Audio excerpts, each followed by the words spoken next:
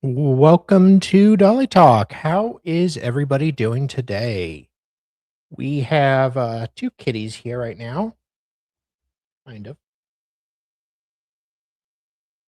Hi. They're here to join us for, three kitties now. Be nice, senior. Don't be an asshole. God. Things I put up with. So, I need to get a better way to adjust I need to get a second camera, I think. Anyways, what are we doing today? We are covering the wonderful Olivia Clendenin trial out of Warren County, Ohio. This one was on my radar a couple months ago. It looked like it had the potential to be interesting, but usually the cases I kind of am watching very closely end up being duds. I can say this one is not a dud. It's got Ohio cuckoldry, technically spurned lovers, plural, violence, drive-bys, the whole 9 yards. So I will give you guys a little background. Oh, and steak, yes. Yes. Okay, so let me whip this out.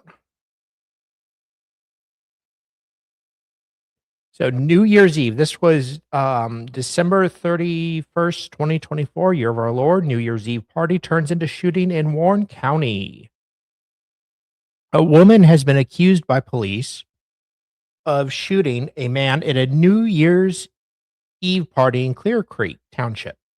Olivia Marie Clendenin, 28, of Franklin, was arraigned Friday on charges of attempted murder, felonious assault, improperly discharging a firearm, improper handling firearms in a motor vehicle, and a misdemeanor count of using weapons while intoxicated.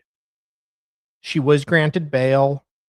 No a protection order was issued for the gunshot victim, and a no contact order for the 7 witnesses in the case. Aw, probably even her hubby. The judge also ordered Clendenin held on electronic home detention if she posts bail and that she does not possess firearms. So yeah, she is free at the moment. I do know that she arrived today with Starbucks. So that's good. Getting her drink on. I do have someone I've been in touch with that has been at the trial actually. Not sure if she wants to come on, but she's more than welcome to tell us about it, but I am getting some inside information. One thing, my recording of this part unfortunately was not working. The audio was off. But I did watch before the opening statement, before jury selection started yesterday. The prosecutor brings to the court's attention that a man wearing a ski mask went up to the victim of the case at his house at night and basically said that they could make him better off. They declined, and the judge said it was kind of vague. There wasn't a lot of evidence, so he's going to let the sheriff handle it. So I don't think it's going to be coming into the trial, but there are allegations of witness tampering. Hey, Connor. I remember the lead detective in this case pulling my dad over for speeding when I was a kid, but he was chill AF and let him off with a warning. Nice.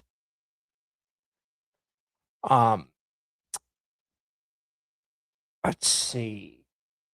She has a little bit of a past.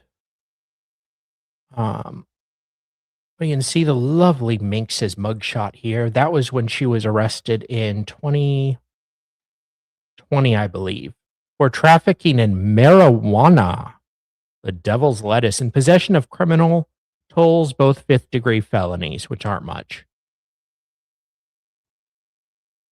Um, Task Force, 4 arrested after drug bust in Warren County, and I do believe the, 2 older people there are her parents.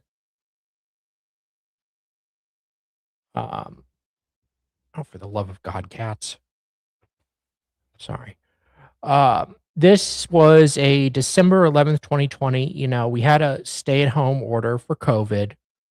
Some of us picked up hobbies, you know, learning to sew, learning to bake, cleaning, growing large quantities of marijuana for trafficking. Hey, they told us to stay inside. We did. All 4 were charged with trafficking drugs and have since bonded out of jail. Not sure what happened with that case, but she was free. This is the house where it happened, the white one. Um, so it's a nice house.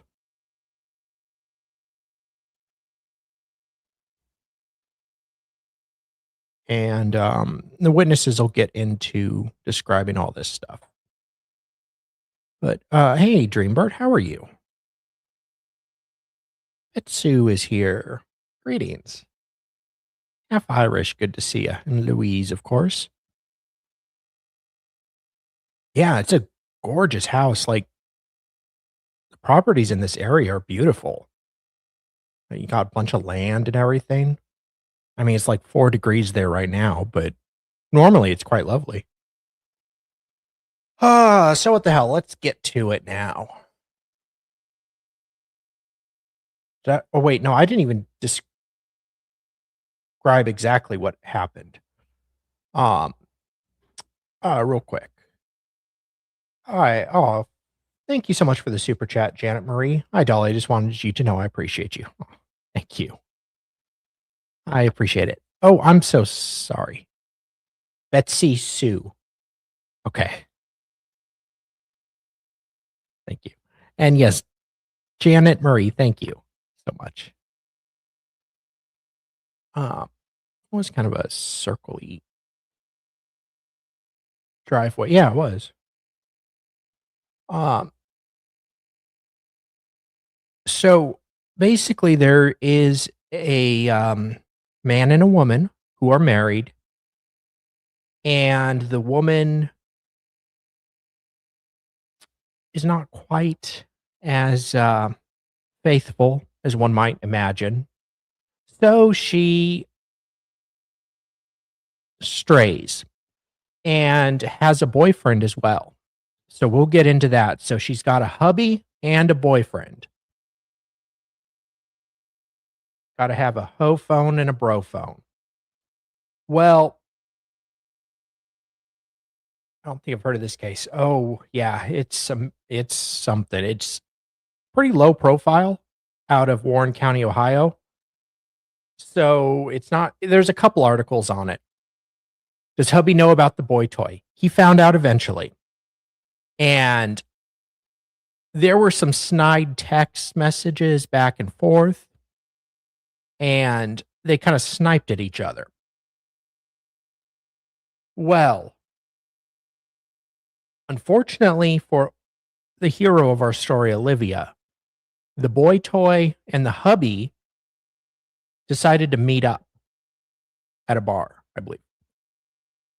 And they quashed that beef. They were like, this hoe's been lying to us. She's been using us, manipulating us. Well, while the hubby and the boyfriend became besties, Olivia was not too fond of this idea. Unfortunately, she now has her boy toy and her hubby are now mad at her. So this all leads to a lot of alcohol consumption and her going to, I believe it was the boyfriend's house where her ex-husband was for New Year's Eve, and discharging her weapon 8 times. Missing both of them, but shooting a innocent guy that was at the house in the stomach, I believe. He does survive, thankfully. and he testifies. But after the drive-by, well, we'll get into the whole thing. They'll tell it in an opening. But it's very unusual in the sense that the boyfriend and the husband end up actually becoming friendly and like, oh, and turning on her, which is not what she wanted. Oh, I do know the person who I'm in contact with knows a lot of the people in this area. The boy toy, I'm being facetious, but apparently he wants nothing to do with this case. He just wants to move on.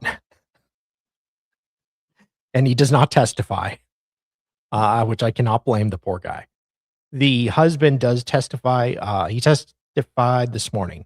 So I don't know if we'll get to it today, but tomorrow we will for sure. And his testimony is amazing. This poor bastard.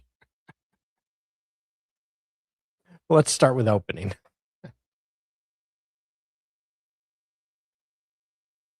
Okay.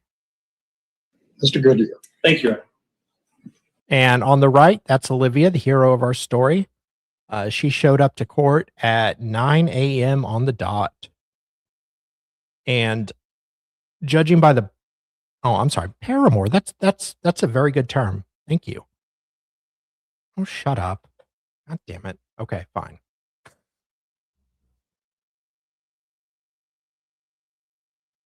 So the hero of our story, Olivia, is on the right.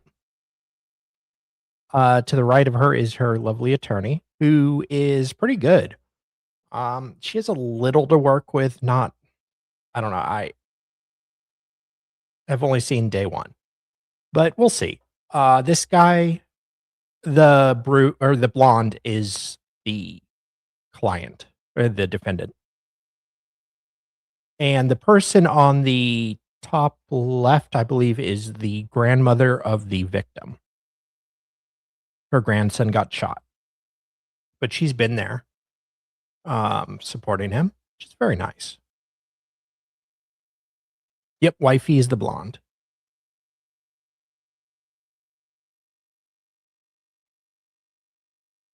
My pen?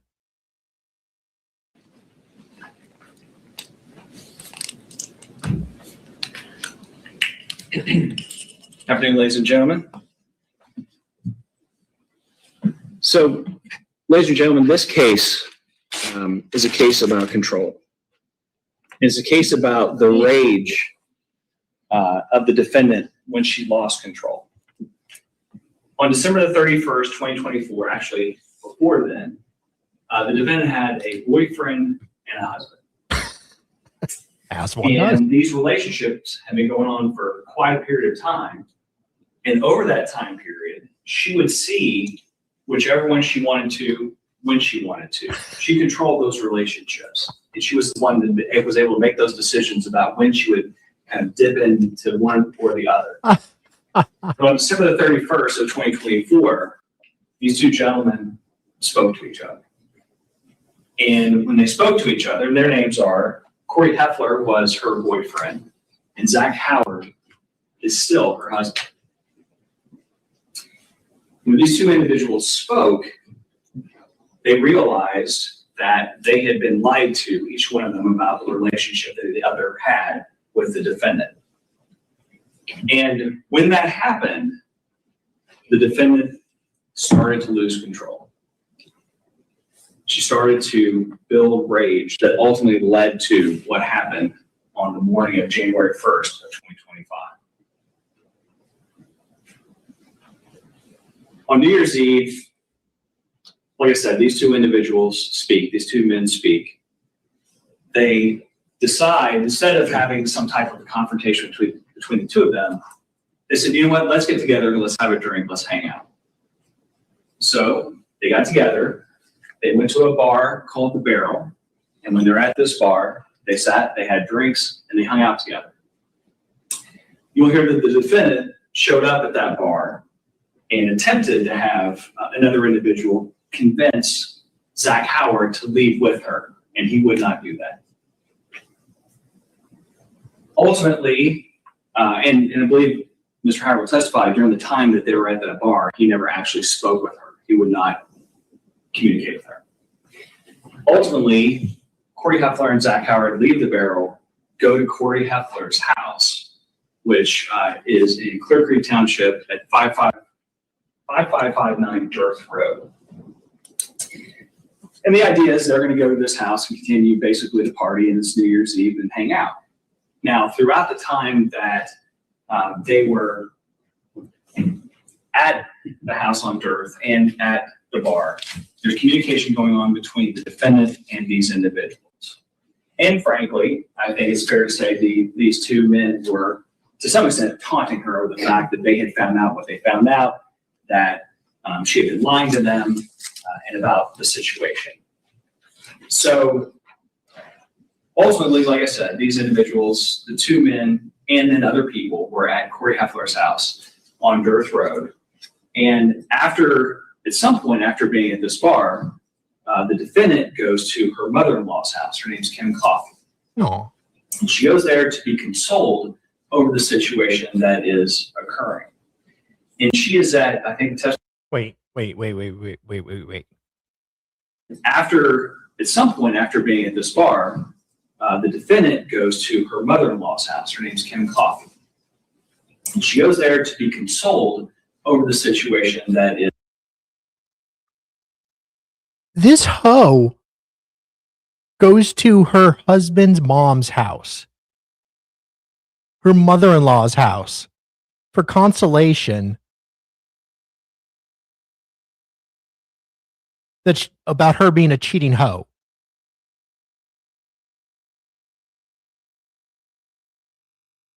What?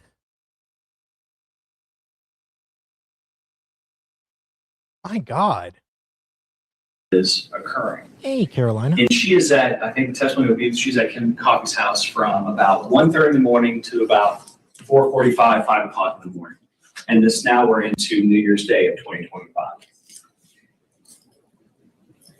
During the time she's at Kim Coffey's house, the defendant continues to try and communicate with Zach Howard. And I think that the evidence is going to show you that her main focus, her main goal was to basically get Zach Howard, have him come with her, reunite with him, and choose her over the situation, over what was happening. And she continues to try and communicate with him. And as he is not giving her the answer she wants, she's getting angrier and angrier as she sits at that house. And ultimately, Mr. Howard actually blocks her from almost all of their communications. She's with, as I said, Miss Coffey, her mother-in-law.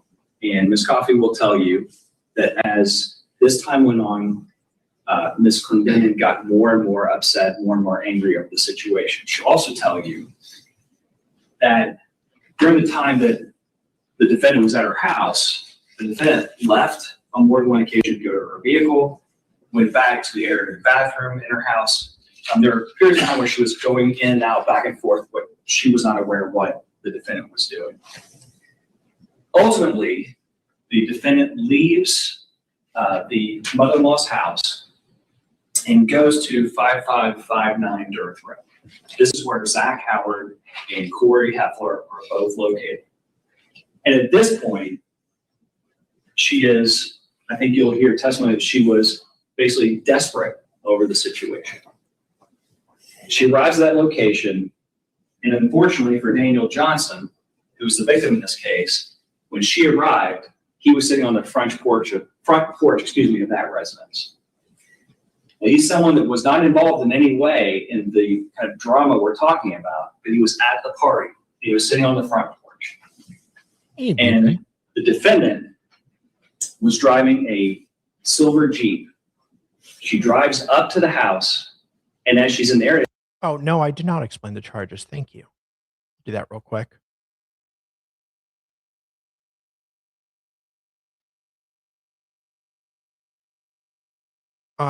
We got attempted murder with firearm spec, 2 counts of felonious assault, and improperly discharging firearm at habitation or school safety zone. Counts 5, 6, and 7 were dismissed. So he's not going to go down for an OVI, thank God. Just charges 1 through 4 now.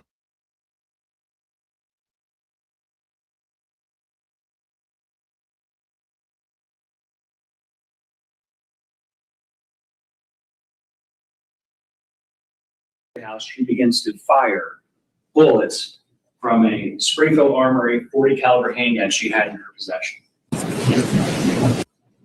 Those bullets hit a number of objects.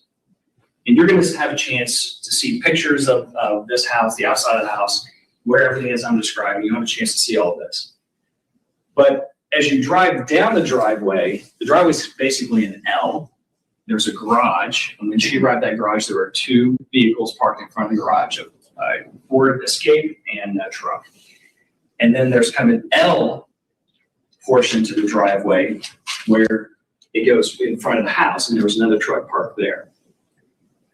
After the shooting happens, the police arrive on scene. When they investigate, ultimately it's found that that Ford Escape had bullets in it, had bullet holes and bullets recovered from inside of it.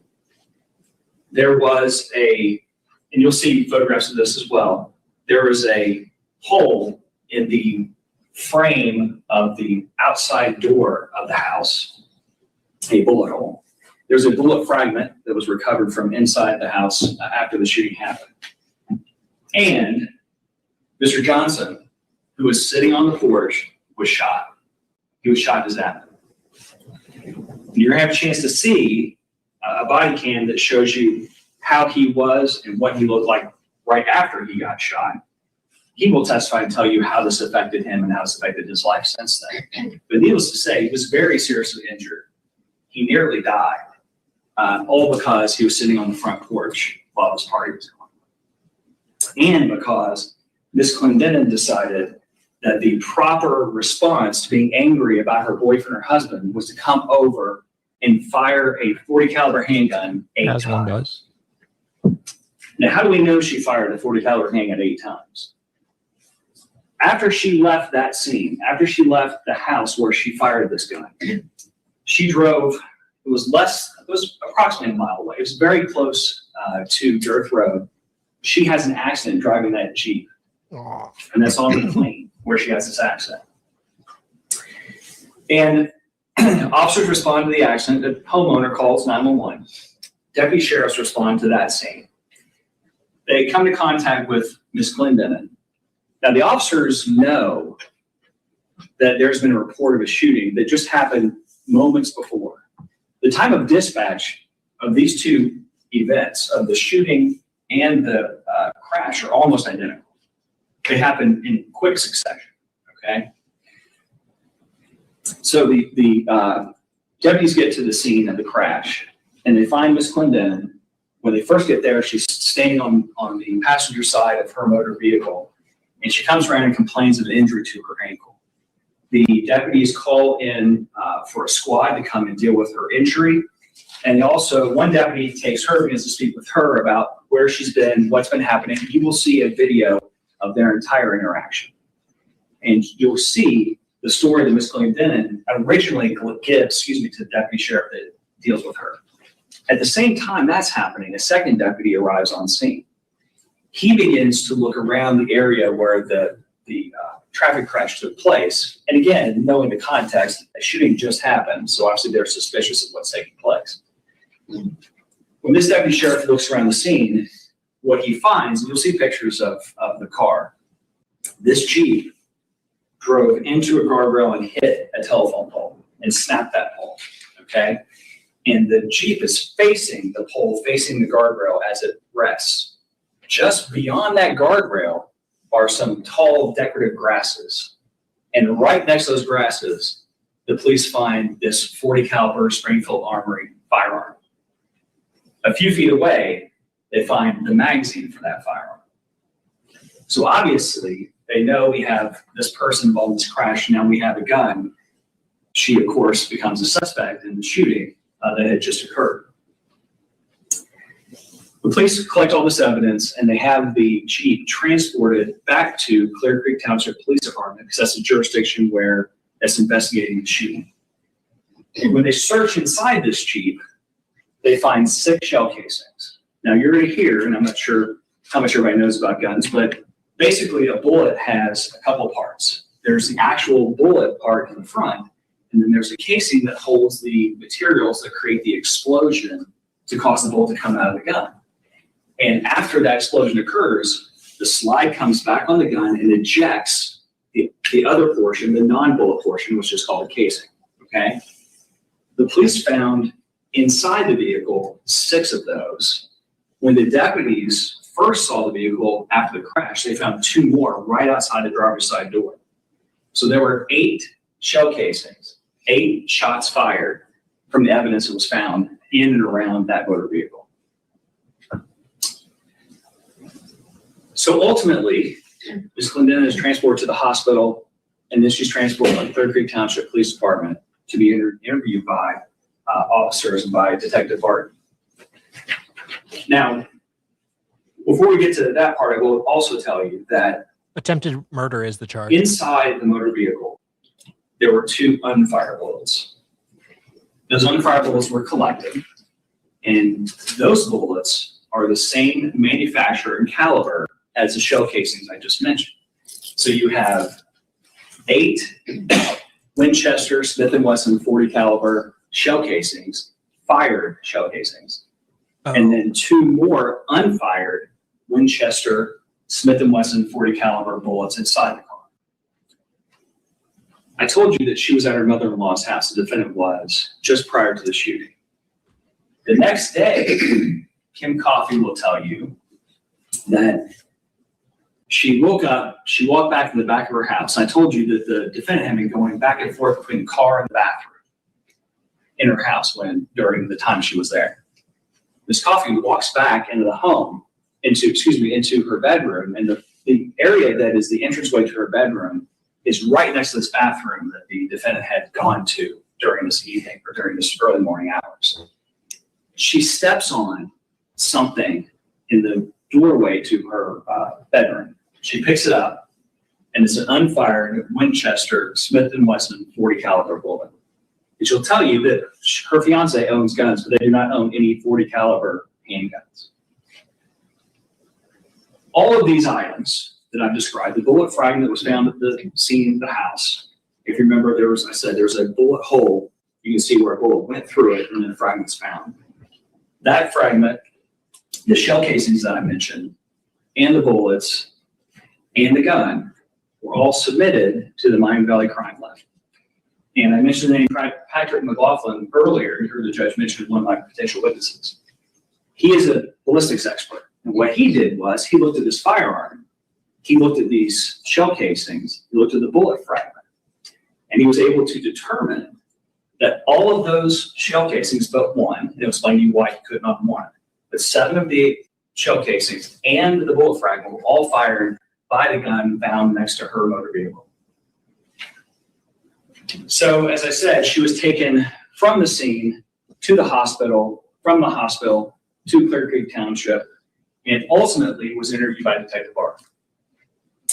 When Detective Barton interviews her, they speak for a while. The total interview, I think, is about 40 minutes or so.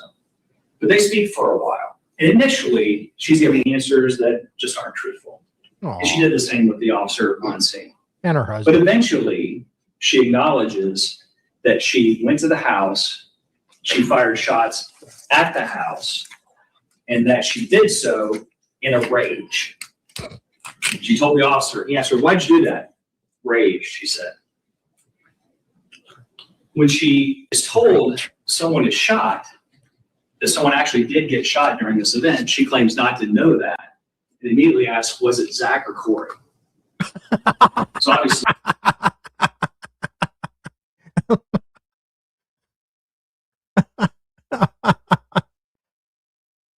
well, she didn't admit it. She just asked if her husband and boyfriend who were at the house were the ones who were shot.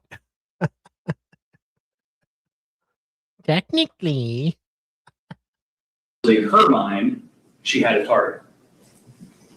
Finally, she's told that it was in fact Daniel Johnson who had been shot, and she states, and at the time he was in very bad shape, he's on life support. So the detective tells her he's been shot, he's on life support. She says he's on life support because of my dumb decision, and I certainly agree with that. So, ladies and gentlemen, you're going to hear evidence about all of this that took place and everything I just told you, and ultimately, based on the investigation that took place in this case, the defendant was charged with 4 offenses. I'm describing them for you now. She was charged with attempted murder. That is that on or about the first day of January, 2025, Warren County, state of Ohio, the defendant, Olivia Clendenin, did attempt to purposely cause the death of another. That's attempted murder. In addition, there are 2 specifications, what we call firearm specifications. One alleges that she had a gun with her and she either brandished it or used it to commit the offense. And the second brings up a point I forgot to mention earlier that I want to tell you now. She fired that gun from her motor vehicle. She insists this during her statement to the police that she wasn't walking, she wasn't in the car, she fired from her motor vehicle. The second specification that we're talking about that you're going to consider when you ultimately deliberate in this case is that the defendant committed a felony that includes, as an essential element, purposely or knowingly causing or attempting to cause the death or physical harm to another, and the offense was committed by discharging a firearm from a motor vehicle. So there's a specific specification that deals with firing from a motor vehicle, and again, she acknowledged that she did that. The second count is felonious assault. On about the first day of January 2025, Warren County, state of Ohio, the defendant did knowingly cause serious physical harm to another. And in this case, ladies and gentlemen, well, if you know more, I'd more than happy to be educated. Can you let me know if there's something different that happened?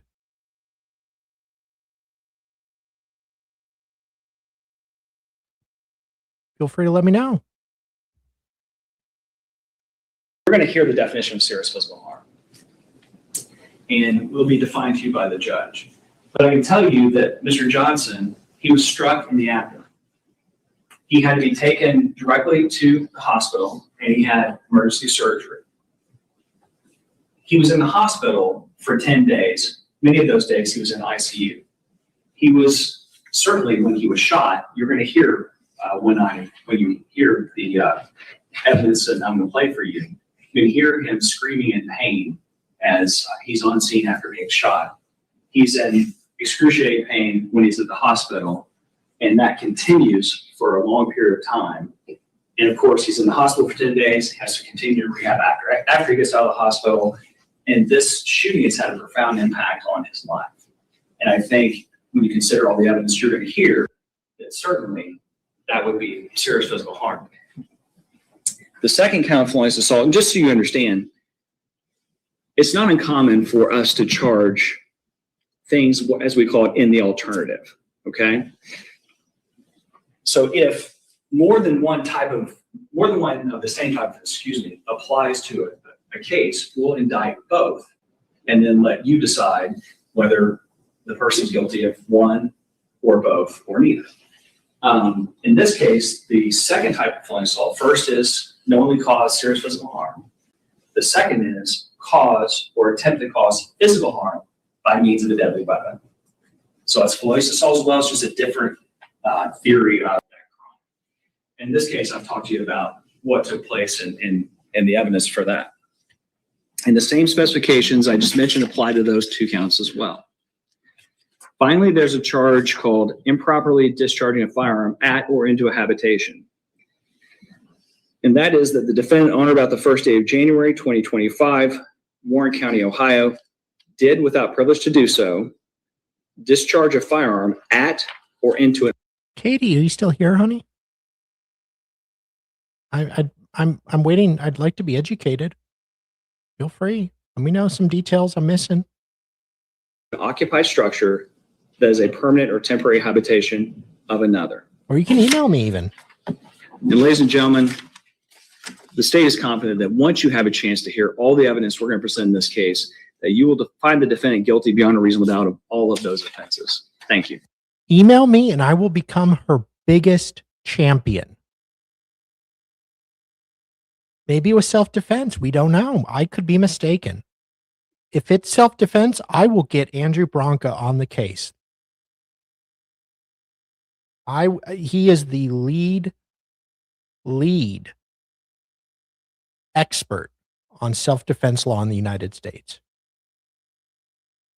And I would love for him to comment on this case.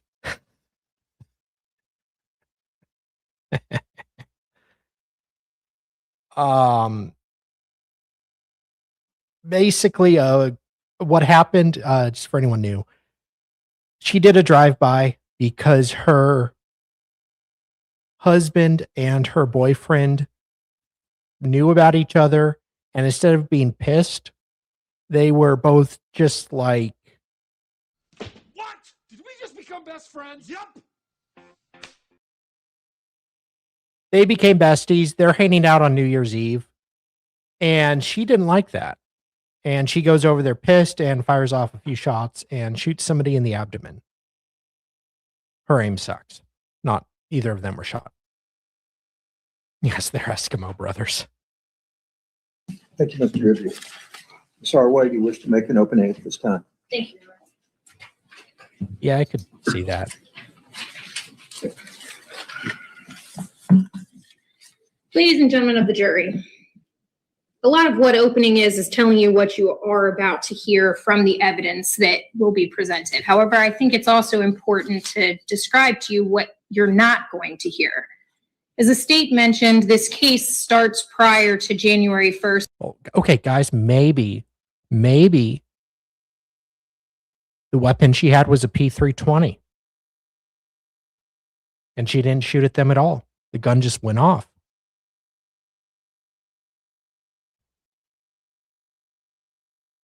Of 2025, sometime around December 31st of 2024. And it's true, of course, that you're going to hear testimony that Corey Hafler and Zach Howard became aware of each other. Those two men are connected by Ms. Clendenin. In terms of the version that you'll hear in terms of any testimony, I think it'll be safe to say that they found out about each other and they did attempt to have a friendship with one another rather than fighting it out over some female. I'm sorry, just the thought of two guys like finding out about each other and just deciding, screw this bitch, let's just be friends. Bros before hoes. Yes, Irish. What you're not going to hear, though, is you're not going to hear how Ms. Clendenin supposedly came into possession of this firearm. She was questioned by the officer, and you'll hear her statement played by the state. And any statements by Ms. Clendenin during that time are left up for you, the jurors, to judge the credibility of. But knowing that those statements were given after having been involved in a rather significant car accident, as the state mentioned, you'll hear testimony that Ms. Clendenin, the Jeep that she was driving at the time, was involved in an accident that hit a guardrail and a pole. All of the airbags deployed, so much so that Ms. Clendenin was transported to the hospital to be evaluated. You will also likely hear some testimony that there was a concern or a possibility that Ms. Clendenin may have been under the influence of alcohol. In terms of what you're also not going to hear, you're not going to hear anyone identify Ms. Clendenin as having been at 5559 Dirt Road. You'll likely hear testimony that a female exited the vehicle and fired at the complaining witness in this case, Daniel Johnson. You may also hear that they shot him in cold blood. You will not hear that Ms. Clendenin is identified specifically after this incident occurred as being the individual that fired that gun. In terms of Mr. Johnson's knowledge of Ms. Clendenin, they did know each other, know of each other. They'd had some prior interactions, but certainly nothing that could be considered a negative interaction. But they were familiar with each other enough that Ms. Clendenin's face certainly is something that Mr. Johnson knew as they've interacted in the past.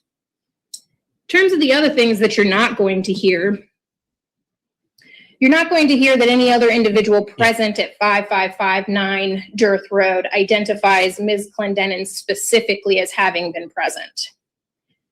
At the time of the 911 call or the dispatch, at the time of that, they were looking for a red vehicle.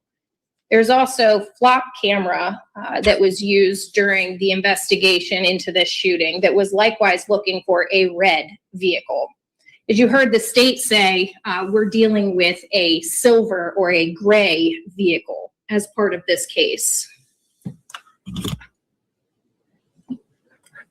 In terms of the other things that you're not going to hear, you're not going to hear that there were any of Ms. Clendenin's fingerprints associated with this firearm. And as the state mentioned, in terms of the location of this firearm, you were informed you'll hear testimony that it was found outside of the vehicle, not inside of the vehicle itself. Other things that you're not going to hear specifically is you're not going to hear anything as it relates to any gunshot residue, as there were no tests for that done on Ms. Clendenin. I mean, that's just mind-boggling to me, why they would not do a simple GSR test. I mean, it's not all that. It's not 100% by any stretch of the imagination whatsoever. And you can easily remove the gunshot residue. But for God's sake, she's there. She hasn't had a chance to wash her hands. She just allegedly fired a bunch of shots. Test her. It's not that hard. And Katie, see, I'm defending your girl here, okay? So you settle down, girl. I think we had one of Olivia's besties in chat earlier. She was a little upset that I wasn't taking her side immediately. You're also not going to hear any descriptions specifically of Ms. Clendenin at either the party or with any of the individuals later on into the evening. In terms of what you've also not heard but will come to hear on the stand as it relates to the Ford Escape, any holes or rounds of ammunition, bullets that were located were actually found over a month after the alleged shooting and reported to law enforcement in February of 2025. Now, you'll hear from Kim Coffey, who is the mother of Zachary Howard. And as the state mentioned, Ms. Clendenin will be identified as having been at Ms. Coffey's residence close to 5 in the morning. The call came around 5:01 a.m. as it relates to the shooting. Again, you will not hear any statements from Ms. Coffey that Ms. Clendenin was on her way to 5559 Dearth, or that she was anywhere around the area specifically of that residence. In terms of the statements of Ms. Clendenin, you have the ability to weigh some, all, or none of any credibility of her statements at the time, as well as the testimony of any of the witnesses that are present here today. And in terms of weighing that credibility, the question I would ask of you in terms of weighing that is merely, what is it that you haven't heard? Please keep that in mind during your deliberations. And at the end of your deliberations, we ask that you find Ms. Clendenin not guilty of all counts. Thank you, Ms. Elway. Call your first witness. Here, the State Officer Darren Williams. And this might be a little bit of a spoiler, but we'll find out very quickly. The ex-husband has the option to not testify against his lovely wife. Unfortunately, he apparently does not treasure and value the sanctity of marriage as much as some of us, and decides to be like, hell no, I'm testifying against this bitch. So we get him tomorrow. And I'll start a poll.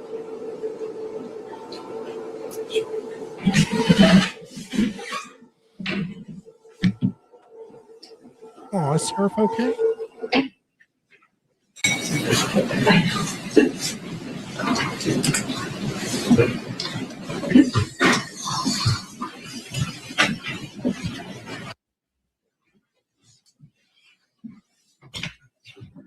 Please raise your right hand. Do you solemnly swear that the testimony you're about to give in this case to be the truth, the whole truth, and nothing but the truth? So help you God? I do. You may be seated.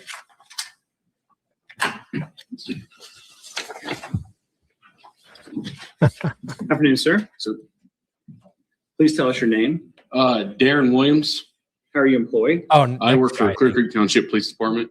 All right, sir. How long have you been a police officer? Going on 12, 13 years. Right. And have you worked solely with Clear Creek Township? No, I was a deputy at Clinton County Sheriff's Office prior. Okay. So when did you become a deputy? 2014. And what training did you receive initially to become a police officer, to become a deputy? The basic academy, which included all kinds of ORCs and physical training. Okay. And what were your duties with Clinton County? I'm sorry, as a deputy when you worked there. I was a patrol deputy. All right. And was that the same? Was that the case throughout your entire time with Clinton County? I was specialized in a commercial vehicle towards the end of my time there. Okay. But yes. And then when did you go to work for Clear Creek Township? April of 2019. All right. And what have your assignments been or your duties been while working with Clear Creek Township? I am a patrol officer there. It's been that the whole time. And have you received a promotion during your time there? I have. Okay. When did you receive that promotion? This spring, I believe it was, or I'm sorry, last spring. So 2025. Okay.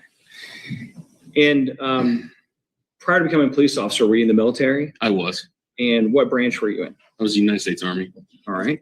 And how long were you in the Army, sir? I did 6 years active duty. And what type of jobs did you have while you were enlisted in the Army? I did several jobs, but one of them was a investigator for the military police. Okay. So how long were you a military police officer? 6 years. The entire time? Yes. Okay. So when you say you did a number of different jobs as a military police officer? Right. Yes. Okay. Gotcha. And sir, were you honorably discharged? I was. Now, were you employed as a Clear Creek Township police officer, on January the 1st of 2025? Yes, I was. And on that date, were you dispatched to the scene of a shooting? I was. And where were you dispatched? Durth Road. Okay. If I said it was 5559 Durth Road, does that sound correct? Yes, That location, is that in Warren County, Ohio? it is. Okay. And what caused you to be dispatched to that scene? Dispatch notified me on the radio, said that there was a possible shooting that just took place. Okay. And was that based upon a call that was taken to the 911 center? Yes, I believe it was based off a received 911 call. At this point, there's been a stipulation to the admission of this call. I'd like to play a 911 call for the jury at this point. No objection, Your Honor. That's a correct statement. Good. Are you plugged in? You're good to go? 479, just emergency. 5559, Durth Road. Can everybody hear that? Okay. Seems a little bit, is that? Okay. We have an Sure, hello? All right, tell me exactly what happened. Somebody just got shot on my front porch. All right. Give me 1 second here, and I'll go and get them started that way. Over my house, please. Yeah, I'm getting started that way. All right. Come on, first, I got you. Hey, hey. Who are you calling? Who are you calling, Liz? Hey, don't do that. All right, could you just confirm that address for me to make sure I have that right? Don't touch that. 5559 Durth Road. I am started out that way. And I have a few more questions to ask while they're responding. Are you with the patient now? I think this is the first time I've heard a 911 officer responding or a 911 dispatcher not yelling at someone calling about a gunshot.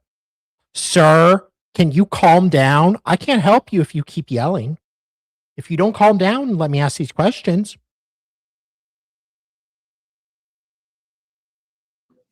What's that? And are you with the patient now? Yeah, he's in the hospital right now. They always are so annoyed. And where is the weapon currently? She's not going to answer. She did it. What? Where is the weapon currently? I have no clue. They drove by and shot. I have the actual bullet. Hey? Yes, I'm sorry.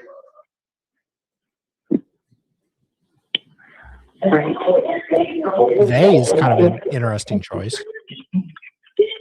You can't. You have to hold on. Go in the basement. I'm doing it. She's never been here, right? Never. Right, I do have them started out that way. And how old are they? Hey, how old are you, buddy? How old are you? 21. Honey, just so you know, these questions are calling down the paramedics. I already have them sorted out that way. All right. Is he awake? He's awake. He's in a lot of pain. Is he breathing? Yeah.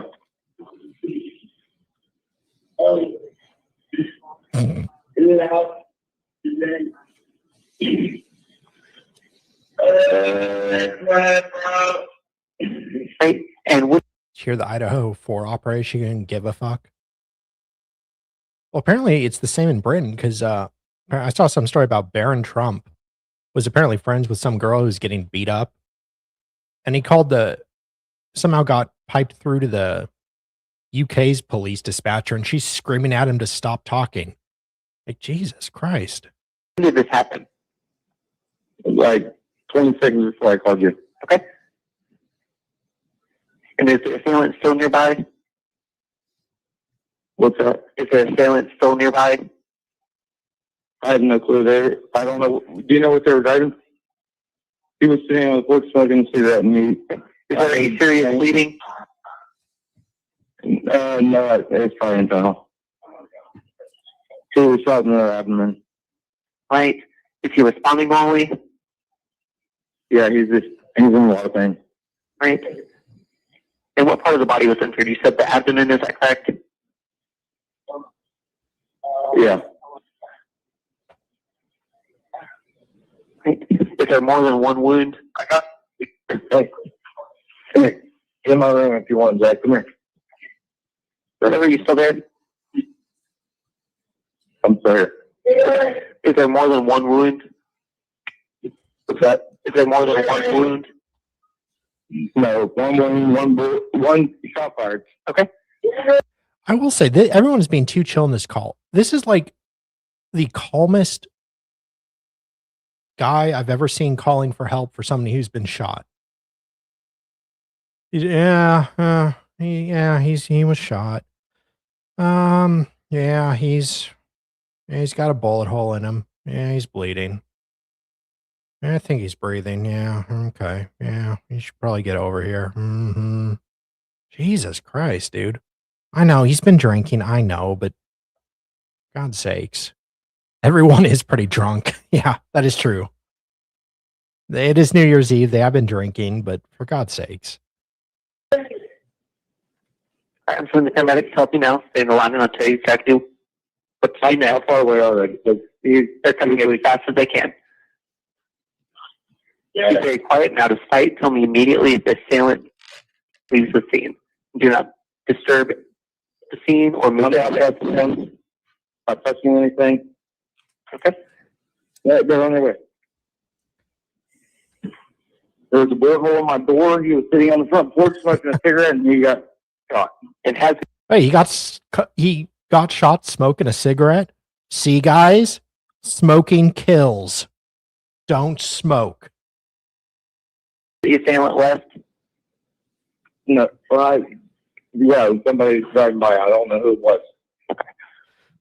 All right, listen carefully. This could still be a very dangerous situation. but if you're sure the danger is gone, you can help the patient. If it's What's that? do you think it's safe to approach the patient now?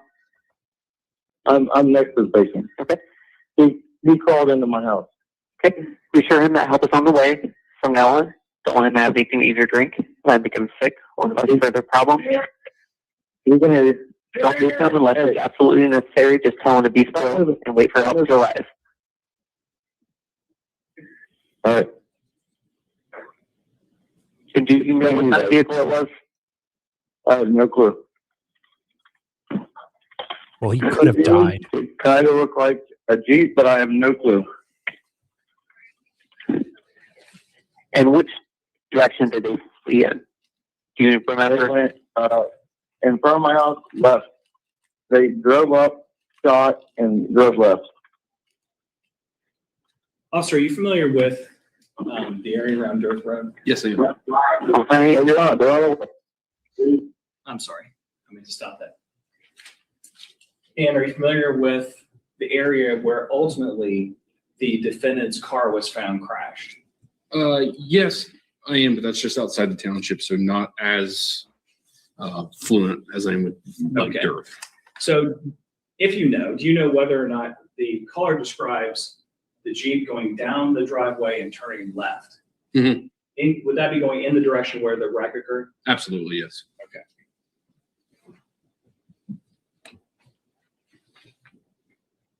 You're coming to on down again. You said he's not bleeding, is that correct? No, he is bleeding. He's got shot. Okay. I literally have half of the bullet in my hand.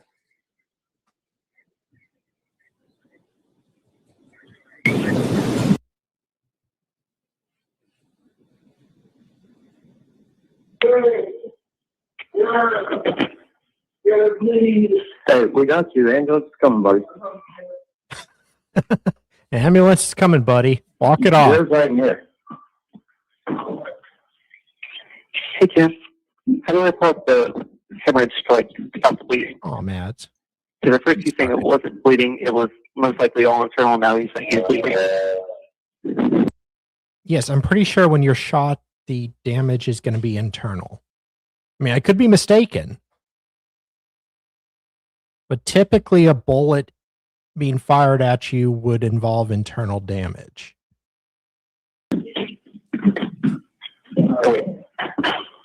I'm no doctor. You're right. I'm no doctor. Believe me. Okay. Just get a clean, dry cloth if you're able and press it down firmly on the wound. I don't have anything. I don't have anything. Jesus, dude. I know you're drunk, but come on, buddy.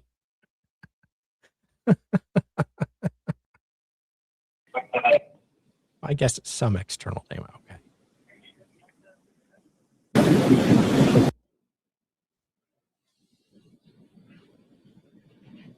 Are you still there? Huh? Yeah, I'm still here. If you have a clean, dry cloth available, I don't have anything. you don't have anything? You don't have any? You don't have a freaking shirt you can go inside and get? Dude, I've got the most bare bones bachelor condo you can imagine, and even I could go get a clean, dry cloth. No. Okay.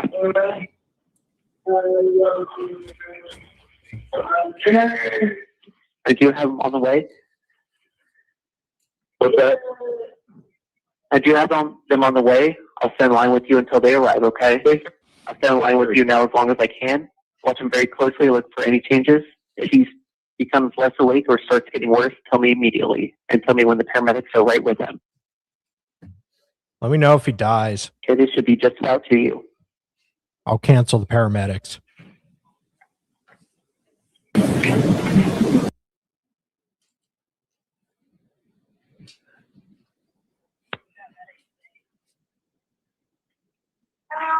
Hey, Yeah. come on, please, help me out. Don't make me increase tariffs.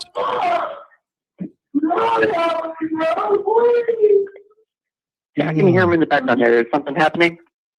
Yeah, he's Yeah, fucking he's in a lot of screaming. He was fucking shot. I do have him come out there as fast as I can. Someone's screaming in the background. She's like, something happening? What's going on? He was fucking shot. Jesus Christ. All right. Just let me know if there's any change in his status, okay? If he gets worse or starts getting less awake, just let me know immediately. If you stop He's got a screaming, lot let of me pain. I know. don't know his status. I'm not a doctor. Get on the way, buddy. Walk it off, buddy. Rub some dirt on it. I think there's a red Jeep. I think there's a red Jeep up the hill. I think we're going to get to him next. I am making jokes and kind of making light of this, but the damage he got, he survived, thankfully. It was really messed up. Like it really traumatized him a lot. And I'm not going to make fun of that part. Like I'm not even going to make fun of him for screaming like that because I can't even imagine. I will make fun of the dispatcher though for being like, "Oh, what's going on there?" Oh, shut up, Ella. That literally did this. You meant them. Sorry. So did you hear the caller say there's a red Jeep up the hill that literally did this? Yes, it did. Okay. And from your knowledge of the area, would that describe up the hill? Would that describe the area where ultimately the Please don't defendant's say down car the was hill. found wrecked? Yes. Up the hill from Dearth Road. Up the hill, yes. And so the callers indicate that that red Jeep is the one that was involved. Yes.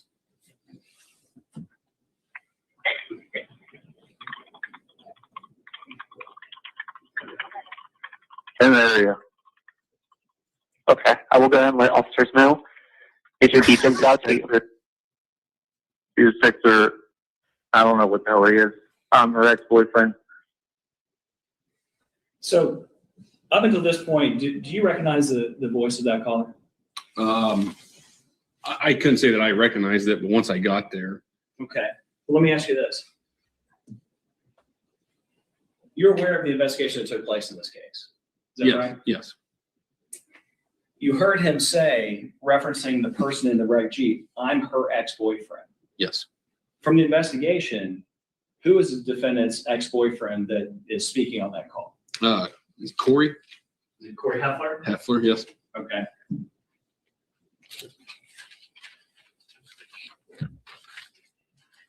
As of today. Oh, so they get the police officer to authenticate, I guess, this because the boyfriend does not want to testify. He just wants done with this. That's because normally you'd have the boyfriend come in there to authenticate it, be like, "Yeah, I called. That was me. This is what was happening."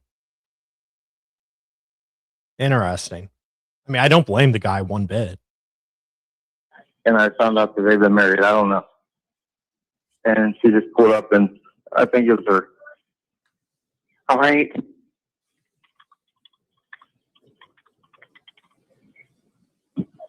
Hey, they're here, buddy. They're here. Hey, they're coming down the road. They're here. Are they there with you?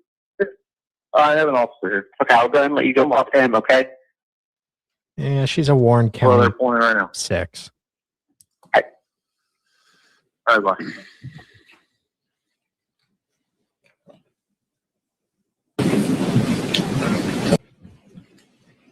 Oh, David, what did she do? Well, if you guys are just getting here, it was New Year's Eve.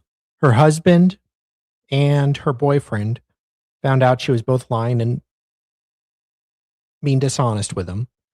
The boyfriend and the hubby decided, instead of getting pissed at each other, they decided to become besties and hang out. So they were at a New Year's Eve party and just commiserating over what a lying bitch the defendant is, allegedly. And allegedly, she comes up there and fires off 8 shots, misses them, and hits another guy at the house in the gut. So we're going to find out all about the cuckoldry in Ohio. All right, sir, once you were dispatched to 5559 Dearth Road, did you respond directly to that location? Yes, I did. And when you arrived, if you recall, who was present? There was, David, we do find out she puts out after a steak dinner.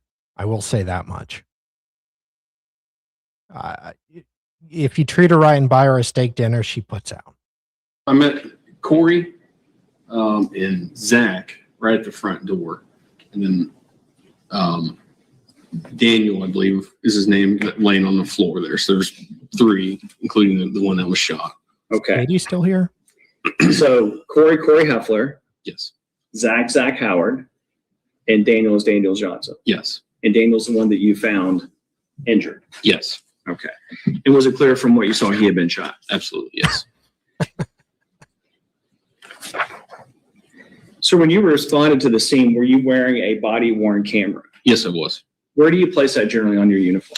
It's basically center of my chest. Okay.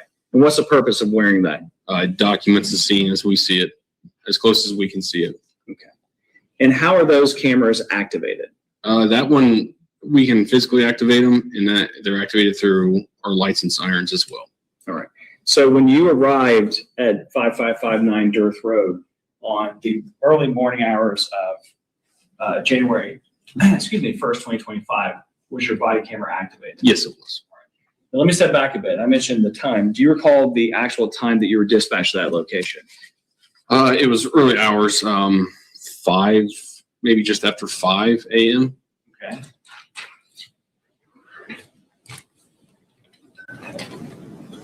Give me 1 second.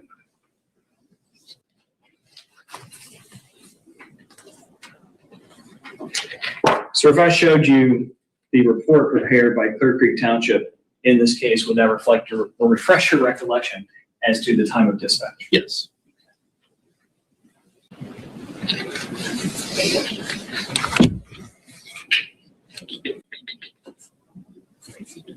Looks like just right at 5:01. Okay. So did reviewing this refresh your recollection? Yes. Okay. And was it 5:01 and 47 seconds when the dispatch received the 911 call we just heard? Yes. Okay.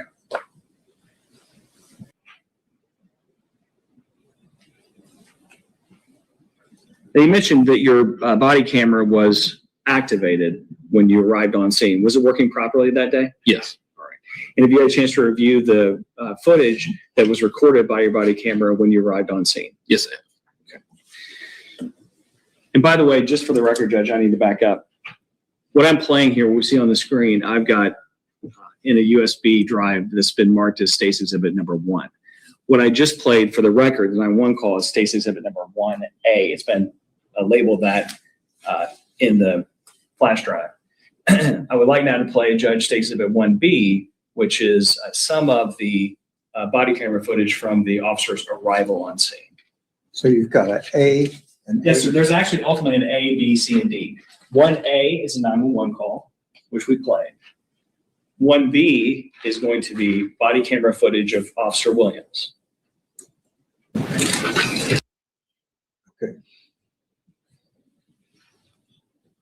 And as I said, I would like to, if the court will allow, I'd like to play that body camera footage at this point.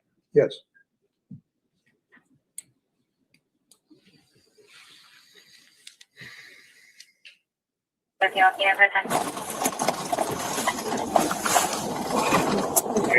Judge, ma'am, I'm sorry, ma'am, 1 second.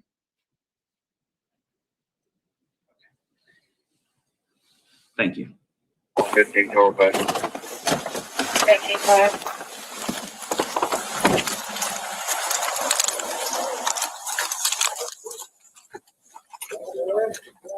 Who's hit? Officer, from what we're looking at here, is this the body camera footage that was recorded by the camera you were wearing on 1125? Yes. Who's laying on the ground right here? Somebody pull up. All right. Now, if you would, can you tell us who these two individuals are as you're walking up? Gentleman in the white shirt is the Zach, and is that, I believe that's camo there. That's Corey. Okay. Saw it right through the fucking. He was sitting right here talking to it, and he's literally laying there bleeding. Oh, Hey, you right? no, I didn't know. Are you all right? No, I got shot, you fucking asshole. 13, sitting medicine, shot in the stomach. I didn't say that was my girl, bro. Something to put pressure on this. I'm gonna find. Now, the individual you see on the ground there, who is that?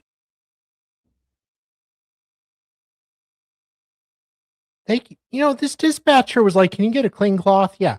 How about tell the guy to put some fucking pressure on it? I mean, at this point, the guy's bleeding out. You don't have a cloth? No, I got nothing like that. Guy.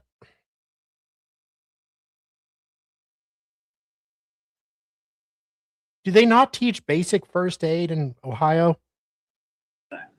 That's Daniel. Okay. And we just saw he had an apparent gunshot wound to his stomach. Is that Yes. right? He was bleeding from that. Yes. So obviously you enter the scene initially Well, I didn't want to rush to judge. by yourself. Were there paramedics in the area? Yes, I believe they're staged down the road. And what does that mean, stage? Why would a paramedic not just go in initially? They wait until the scene is deemed secure and clear by us for their safety. Right. So they don't want to walk into a scene where they might get injured. So you arrive first to let them know it's safe to arrive. Is that Correct. Yes. Okay.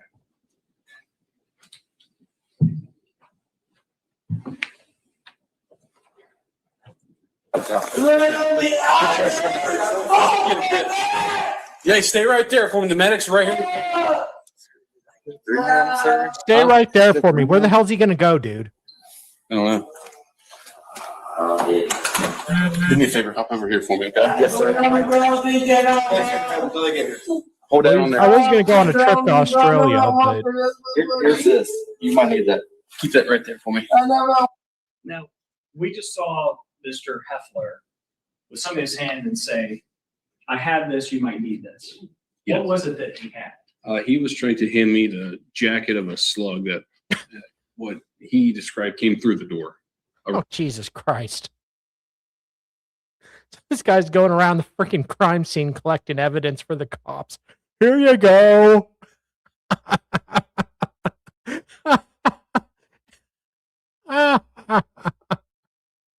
Round of the part of the round that came through the door. Okay. So fair to say it's a fragment of a bullet jacket Yes. that he had. And did he indicate to you that he had found that after the shooting? Yes. And then what did you tell him to do with it? I told him to leave it right I there didn't find it And where it before. was right there. on the floor, just inside the door there, but next to. So let's. Dad, I'm not trying to hurt you, but your foot. The medics are right here, man. Hey, pull up the 13. phone, Did you have clear some to send the fucking medics shot. in? Sorry. All right, that's the end.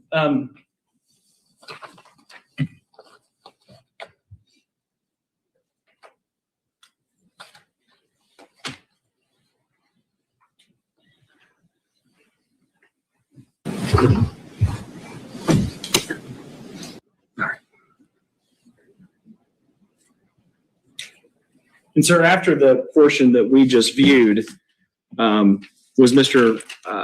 Johnson provided with aid from medics? Yes. And was he transported from that scene Yes, he to was. the hospital? Yes, it was.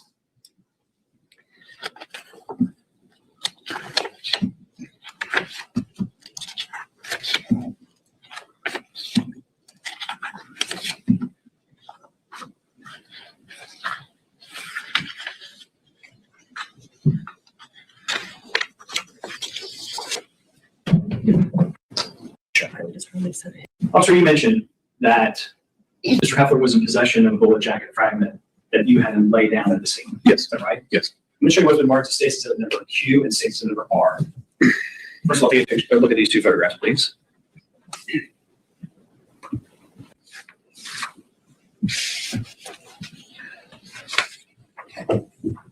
And what do those photographs depict, sir? It looks like that fragment that Corey was trying to hand me. Okay. And are these two photographs a fair and accurate representation of the bullet jacket fragment where it was laid as you saw it that day? Yes. And the body camera we just saw, was that a fair and accurate depiction of the events that took place when you first arrived on scene at 559 Durf Road that day? Yes. Judge, I'd like to publish states Q and 2R to the jury if that's acceptable. No objection, Judge. Yes.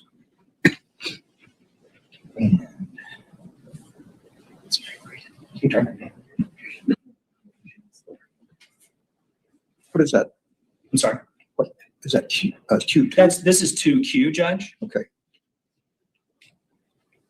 Oh, that's okay. It's very bright. If you would, sir, just describe for the jury what States 2Q depicts. That is the bullet fragment or jacket that Corey was trying to hand me right Is there. that the bullet fragment right there Yes. beside the letter, the number 3? Yes, it is. Okay. And is that the area where you saw Mr. Heffler lay down after you told him to? Yes.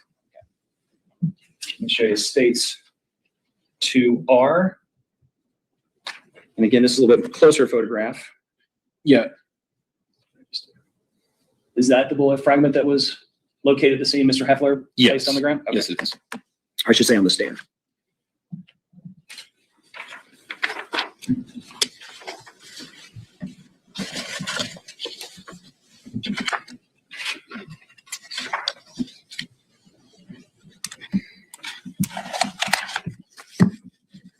Now, officer, after Mr. Johnson was transported from the scene to the hospital, what did you do there at the scene after that? Basically tried to secure the scene as good as possible and begin to collect identification. Okay. You mentioned that there were 3 individuals you initially saw when you arrived. At some point, did you find out that there were other individuals inside the home that you didn't initially see? Yes, I did. And do you remember approximately how many people actually were there? I believe 3 more were located. Okay. And you said you secured the scene. Did you take any action with now approximately 5 other individuals that were present? Did you take any action to remove them from the scene in case there was evidence inside? Yes, I did. I initially started to put them on the front porch, and then once I got enough cruisers there, I put people in the back seat of the cruisers. Okay. And then when everybody was placed in the back seat of cruisers, did you continue to secure the scene? Yes, And what's the purpose in doing that? Just simply to make sure no one contaminates it? absolutely. Okay. We'll get into the New Year's Eve party. There is no hot tub, thankfully. No hot tub. It's not a Minnesota polycool or anything. This is Ohio. Now, after you had arrived on scene, did you call other officers to come out and investigate this? Yes, shooting? yes, I did. Who did you call? I called our detective. And who's that? That's Detective Barton. Okay. This gentleman sitting right here. Yes, Sergeant Detective Barton. Now, all these witnesses, were they transported back to the police department? Yes, they were. And after that, did you have any further involvement in the investigation? No. Here, I have no further questions. Okay, thank you. Cross-examination. Thank you very much, Your Honor.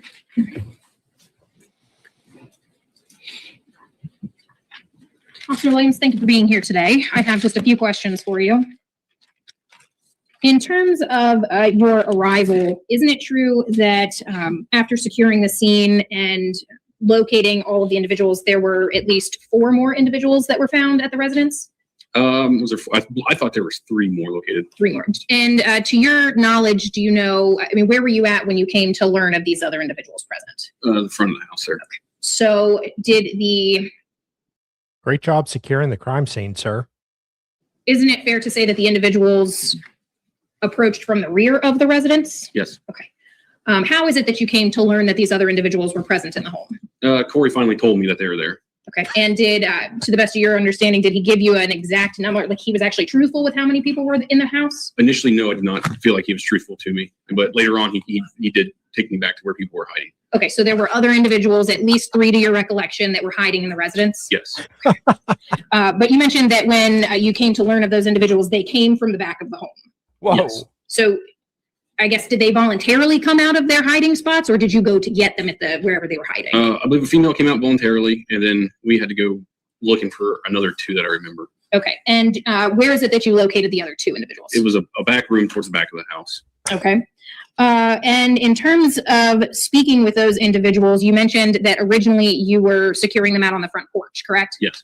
And that eventually you put them into the rear of cruisers, correct? Yes. Is it fair to say that that was done to prevent anybody from corroborating statements? It was cold that day. My main concern was the health and well-being of them. If I recall correctly, one of them had a warrant and she did not want anything to do with this. So they were like, okay, just hang out in the back room, I guess, until 12 hours later after the police are done with the crime scene, which will include searching the freaking house. But yeah, so like one person had a warrant for something.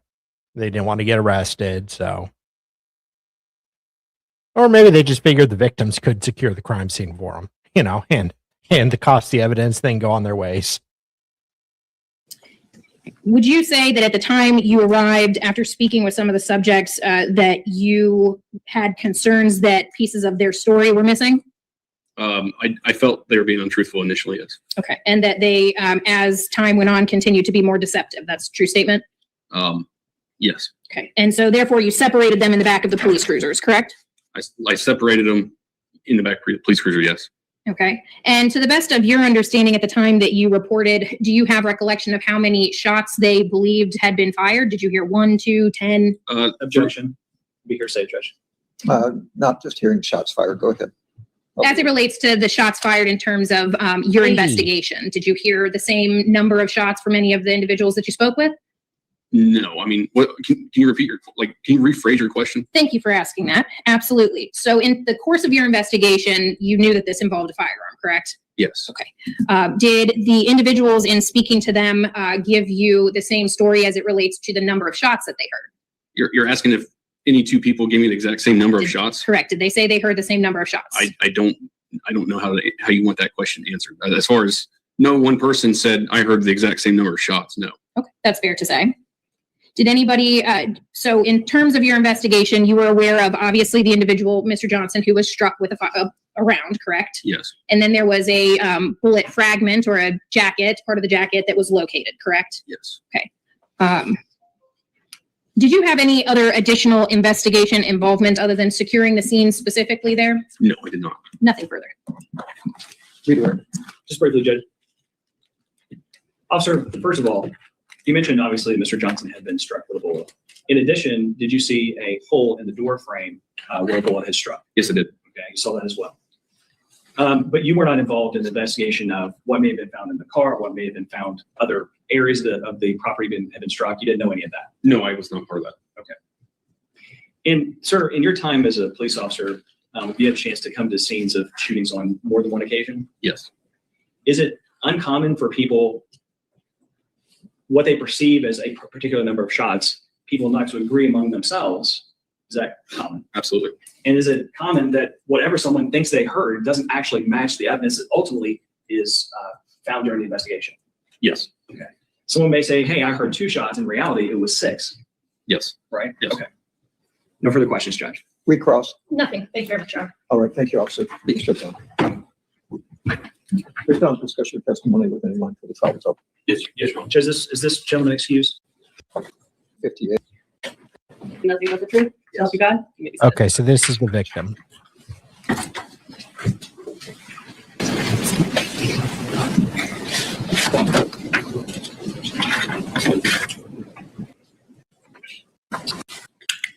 Please start. Now, do me a favor. Okay. See that thing in front of you, the light on it? Yeah. Now, it's a microphone, but it does not amplify your voice. That's just allowing us to record what you're saying. The young lady here to your right is trying to take down everything you say. And all these people will be able to hear what you have to say. It's going to be very important for them to hear it, okay? So if you could, just make sure to keep your voice up. Okay, sure. Okay, thank you. And what's your name again? I'm sorry. Daniel Johnson. All right. Mr. Where did you grow up, Daniel? I grew up in Franklin, Ohio. All right. And did you live in Franklin the entire time as you were growing up? Yeah. From about 3 on to about 18 there, 19 years old, yeah. How old are you right now? I'm 30. Okay. Now, did you graduate high school? I did. Where did you go to high school? I went to Franklin. Franklin. Okay. And what year did you graduate? 2013. All right. Now, The victim. I want to ask you a few questions about some of the people involved in the situation, okay? Here's the one who got shot. Prior to December the 31st of 2024 or January 1st of 2024. No, this isn't the hubby. This is the victim who was shot. He was at the party, but was not the target of the Olivia's rage. Yeah, hell, it's fine. Yeah, no problem, Hella. Just go whenever. I will probably pop on for a bit. 25. Did you know She's someone by the name of nice. Olivia Clendenin? I've known of her, yeah. Okay. Did you know her in any, were you friends? Did you talk to her? Did you know her in any personal way? It was more of a mutual friends. So I knew of her, and she went to the same school as me. She was just a little bit younger. Okay. And this person we're speaking of, Olivia Clendenin, did you see her in court today? I do, yeah. And can you tell me where she's seated, please? She's off to my right there. Your Honor, sorry to reflect, he's identified the defendant. Any dispute about that? Is she in custody? No, she is not. She got bond.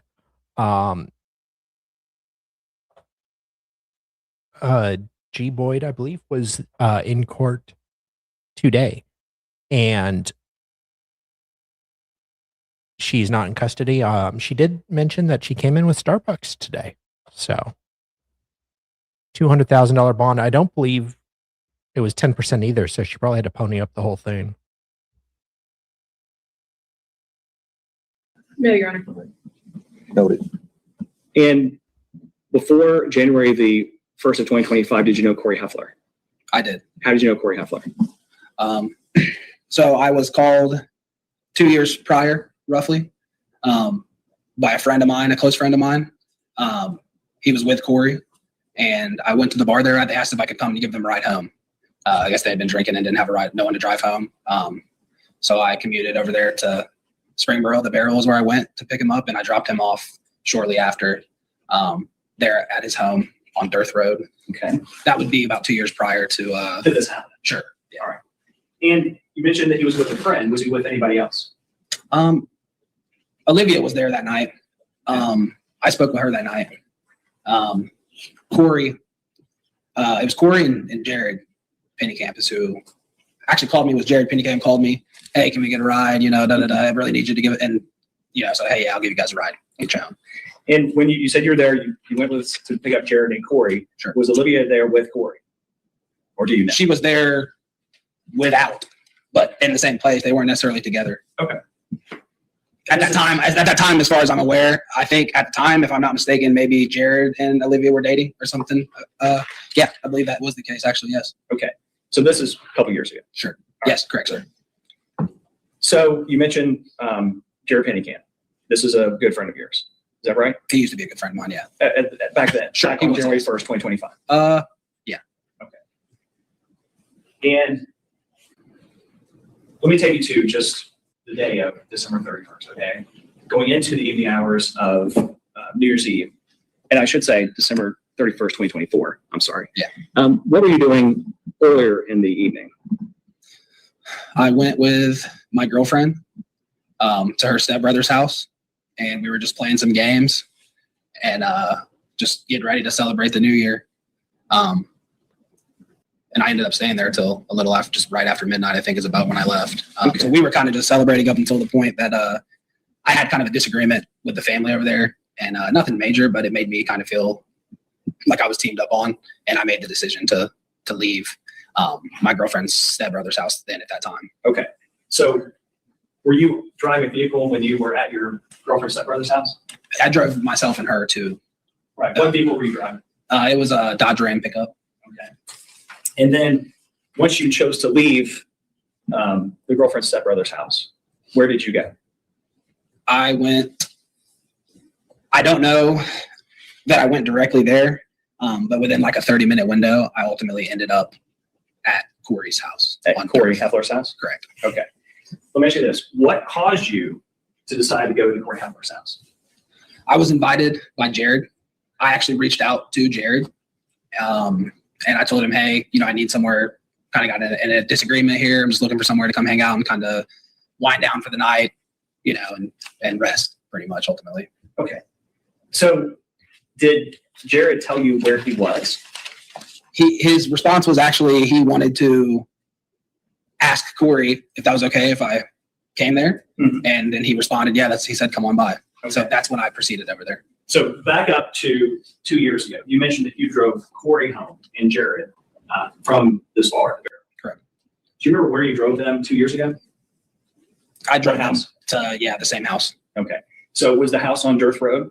Correct. Yes, sir. And was that Corey's house? Yes. 2 years ago? Yes. Okay. So when you spoke to Jared and Jared said he was at Corey's, did you understand where he was talking about?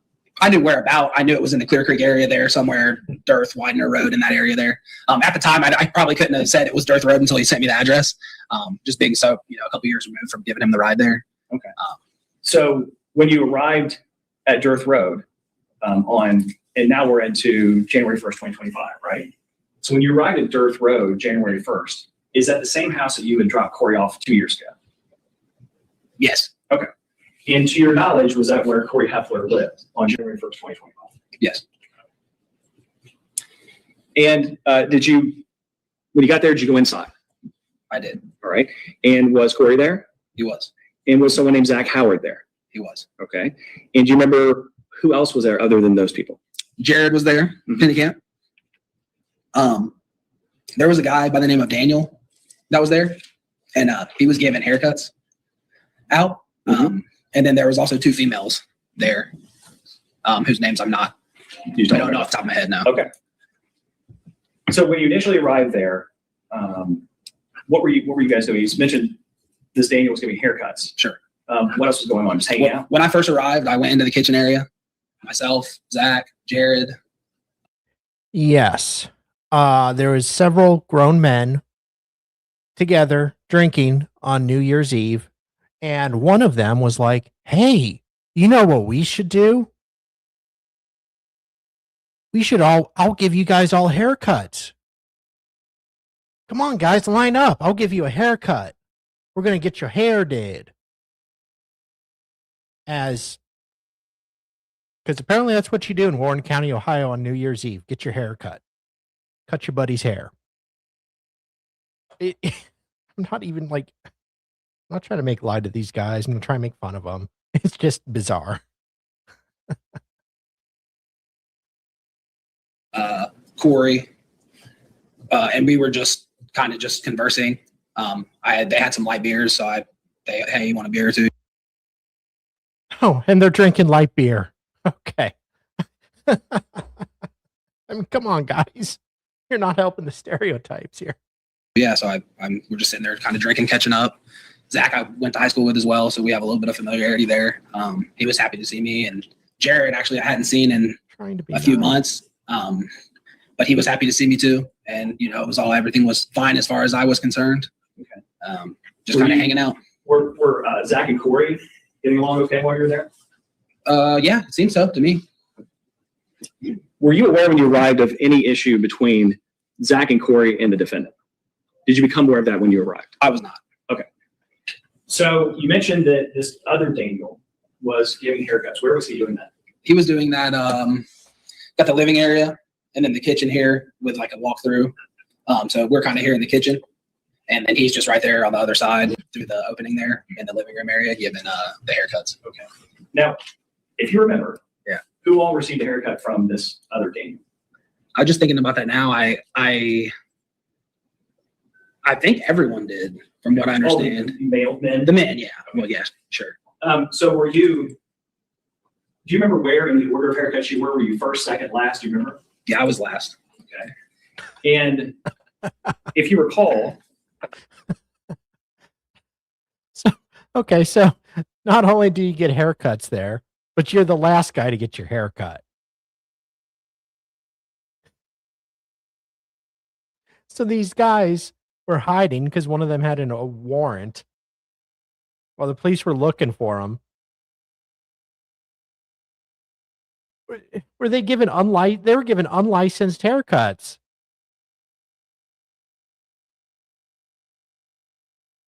Were they searching for unlicensed barbers in the house under the floorboards? About how long had you been at that residence prior to the time that you're getting this haircut? Anywhere between 120 to 240 minutes. Okay. And that's... What a weird way to say 2 to 4 hours. I can't say for sure. Was it closer to 2 hours? Could it have been closer to 4? I want to say it was closer to the 2. Okay, Johnny, they got to make sure the guy cutting hair was actually competent first. That's a fair point. He actually talks about that. 2 hour mark, but I don't want to, be too certain. Sure, that's your best estimate. Sure, yes, it is. So you began to get a haircut from Daniel, and then what happened at that point? I began to get a haircut from Daniel. He started in the back, and he went up a little higher than I had expected him to go. Oh. And it honestly just caught my attention, I guess you could say. And I stopped him. And, Whoa. you know, as I thought about my decisions to wait on the haircut, maybe You could really replace the word haircut with something else, and this would have a whole different meaning. regretted it a little bit considering how it had gone. He started going up a little high on the back of my head there. And I asked him, did he want to stop and take a break, maybe step out and smoke a cigarette or something? And I mean, at that point I had the intention to let him go ahead and finish the haircut and everything, but I just, you know, kind of just like processing the fact that maybe I don't know. He didn't have any, you know, certificates or anything like that, but he seemed to be doing an okay job with everyone. So he was unlicensed. He was unlicensed. You told him, or you asked him if you want to go out and have a cigarette with him. He said, yeah, sure. Okay. Yeah. Where did you go at that point? Myself and Daniel, we stepped onto the front porch. I don't normally smoke cigarettes, so he gave me a cigarette. You don't normally smoke. He gives you a cigarette and then you get shot. My God, you are every stereotypical 80s drug PSA about smoking. Don't ever smoke, not even once.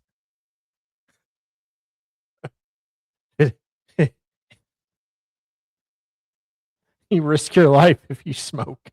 Even one time can kill you. I smoked it, and at some point, I had a seat there on the front steps of the enclosed porch. I don't want to hear the British term for it. Thank you. Yeah. All right. Now, when you walked out on the porch, you said you were out there and Daniel was out there. Was there anyone else out there while you were smoking a cigarette? No, just me and him. Okay. So let me show you what's been marked as status number 2A. Just first, just look at this photograph, okay? Oh, it kind of looks like this guy's hair. Okay. Haircut And was if you still would, just unfinished. identify for the jury, tell the jury. Yeah, like I think it's still kind of unfinished here.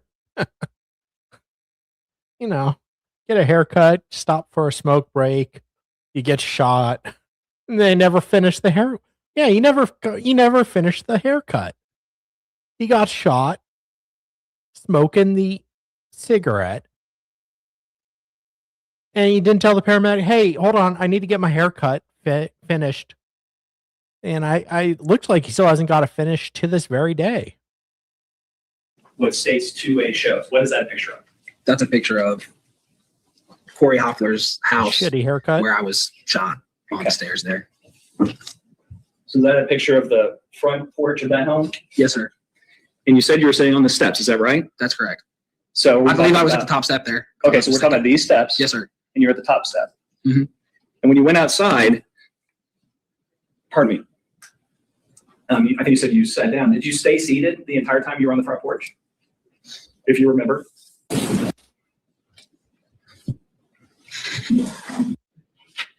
and then I'll ask you again in a second, okay? I'm all right. I apologize. You're fine. You're fine. I was standing, I think, when I first started smoking the cigarette, and then I had a seat at some point.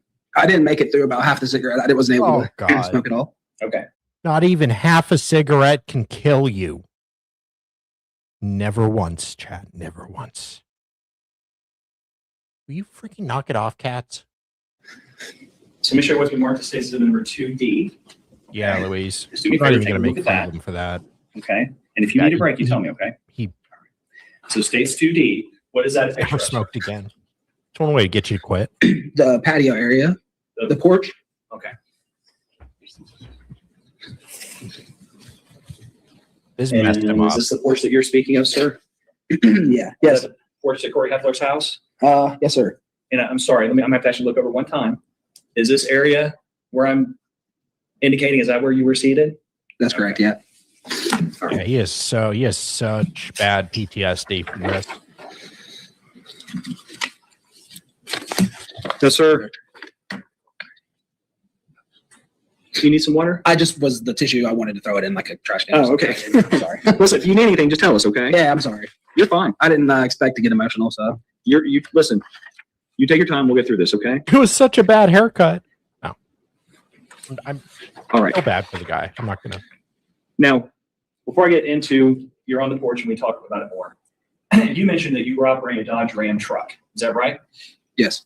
Now, Jared, you said, had been a friend of yours for some period of time. Were you aware which motor vehicle Jared had been operating when he went to that party? I mean, I noticed my dad's Ford Escape in the driveway when I arrived. Not to my surprise, because Jared is the one that invited me over there, and I knew he had been driving that vehicle. So you say he'd been driving that vehicle.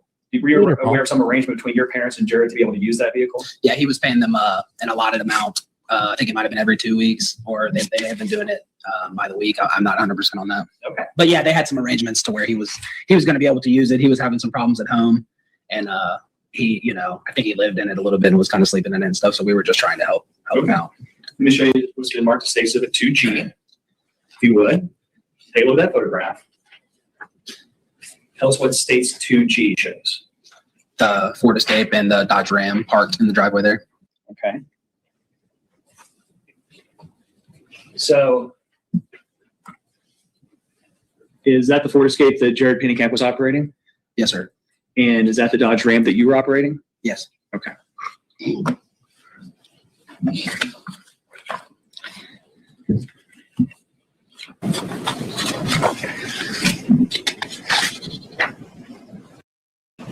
Yeah. All right. And do you remember how that driveway was situated? You're parked in front of the garage. Where was the house in relation to the garage? So if this was the pickup here, it would be just directly to the right, Okay. maybe a little bit in front, maybe, depending upon how far up I was. let me show you State's 2F. And what does State's 2F show? It shows, looks like a couple cruisers and the two vehicles. I guess that might be the homeowner's truck Okay. and the skid marks there. Was it fair to say this shows where your cars were parked, where your truck and Jared's truck was parked, and where that is in relation to where the house is? Yes.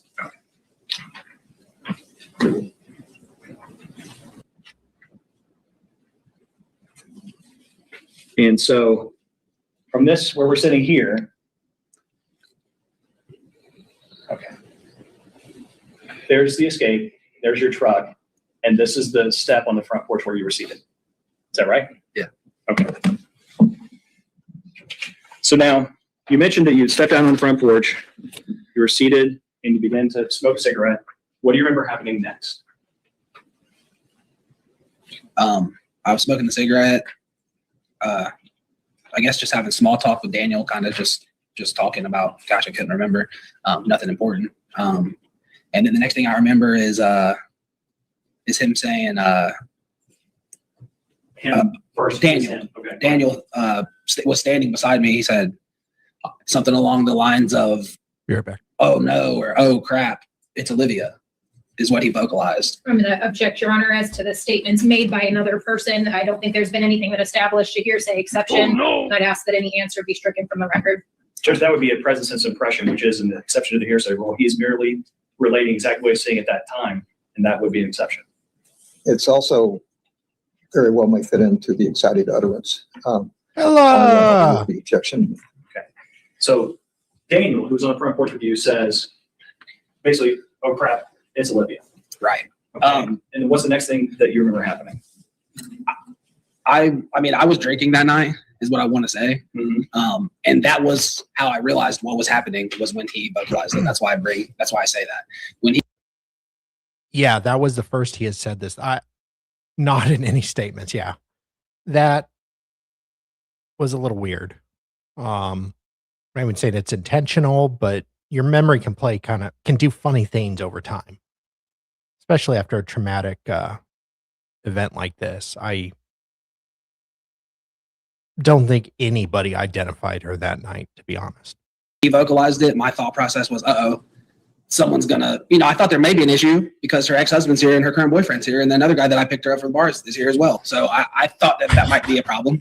I thought there may be a verbal dispute or maybe some words would be said. I didn't expect to get shot, and that's the next thing that happened. I heard a couple rounds. I started to get up, and as I started to get up, I was struck with a bullet in the stomach. Okay. Oof. So you heard what what this other Daniel said. What do you remember, if anything, about Did you see who was shooting? Did you see a car? What do you remember seeing at all, if anything? I remember seeing the Jeep in the yard. But I don't remember. I mean, it wasn't until the Jeep came to a stop and shots began to be fired is about the time because everything happened so quickly at once. What was the question? I'm sorry. I think You answered it. You're fine. Okay. So you mentioned you hear, how many shots did you hear? And if just your best record. I know I heard one, for sure. And that was or maybe the first, like I said, I had been drinking. So second one, about the time I hear a couple bangs, that's when I start Sir, can you not impeach yourself on direct? to get up and I'm headed toward the door, but I never made it really off of my butt. I don't think I got struck as I was So trying to stay up. where were you struck? I was struck just about 4 or 5 inches to the left of my belly button. So why don't you just leave your shirt down, but stand up and just show the jury where you're pointing. Okay. So yeah, I was shot right here is where the bullet entered, and then I've got the scarf with the staples there. That was the entry point there. Okay. So you said you were shot on the porch, and I guess what you're saying is when you were shot, you were seated. Correct. Is that right? And then what did you do once you were shot? I crawled into the foyer area. And I'm not 100% sure what my immediate reaction was. I mean, I remember vocalizing I've been shot. I remember, hey, I'm hurt bad. I need help, things of that nature. But my immediate response was, I'm pretty certain I crawled myself into the foyer area. And then I just proceeded to lay on my opposite side with the bullet hole facing up. And that was about all I could do. And that's when I realized I didn't have my phone on me or anything too. So at some point, police medics arrive. Is that right? And they give you aid. Mhm. All right. And were you transported from Corey's house where you had been shot? Yeah. And where were you taken?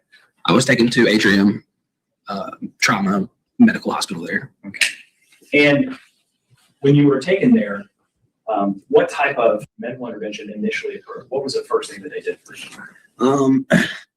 Took me directly into emergency surgery. I was in and out of consciousness from Corey's home to the hospital.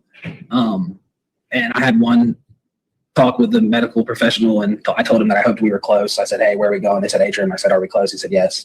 I said, okay, good, because I'm not feeling great. Basically something along those lines. And that's when the last thing I remember was the surgeon was asking me if I wanted to call someone. She was like kind of standing over me with her mask on, asking me, did I want to call someone? And I told her I gave her my mother's number.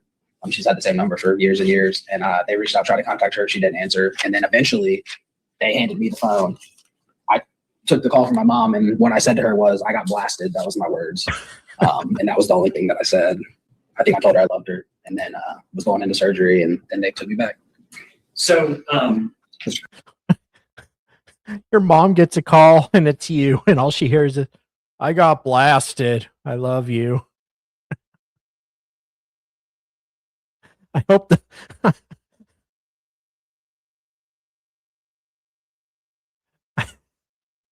the doctor was there to kind of give some more details. Goodyear. yes, sir. Is this a decent place to stop? You need to go a few more minutes. So we can stop here, Judge. Take It's a fine. break. Yes, sir. Okay, I've got a couple of things.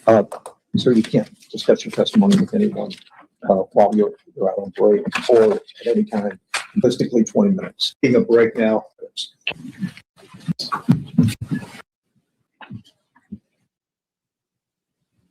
Oh, we can skip this. Versus Brandon Marsh. Yeah, this guy. Speak to him back. Have you had a chance to speak with your client? Actually, it's been a little difficult this afternoon. So haven't really had too much of a chance to talk to him. But I do understand that he failed his drug test. I He's got that tested far. for methamphetamine and amphetamine, and what I'm trying to determine is, should I take the plea now or take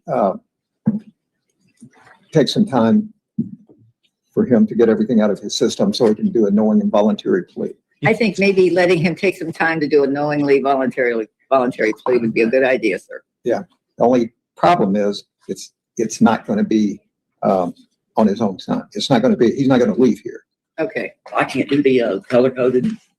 I'm sorry? Where you call in every day, and because I messed up. I've been clean since November and I slipped up. Okay. Well, I'm not getting on you. I'm just saying that I'm going to revoke your bond and you're going to go to the Warren County Jail, and then we'll bring you back as soon as reasonably can, maybe a week, and have you enter your plea then. Can you tell the deputy? Yeah, deputy. Okay. You want to just have a seat over there, sir? Go ahead. We're done. Right here. Roxanne, if you get a date with Bethany. He's Roxanne, do you want me? Anticipating the next witness and something. session. You can be seated.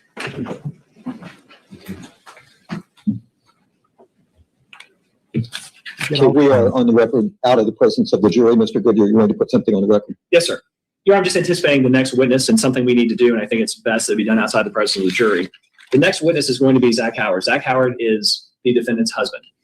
In order for him to be competent to testify, there's two ways. One doesn't apply, and the second is he has the ability to elect to testify, and then he can, okay? But that has to happen on the record, and you have to notify him that because of their relationship, he has the ability to refuse if he chooses to, but he can elect to testify if he chooses to, and then he needs to say on the record what he wants to do. I figured it'd be better to just do that now outside the presence of the jury. Sorry, guys, for the confusion. The judge still has occasional cases throughout the day, so they slip them in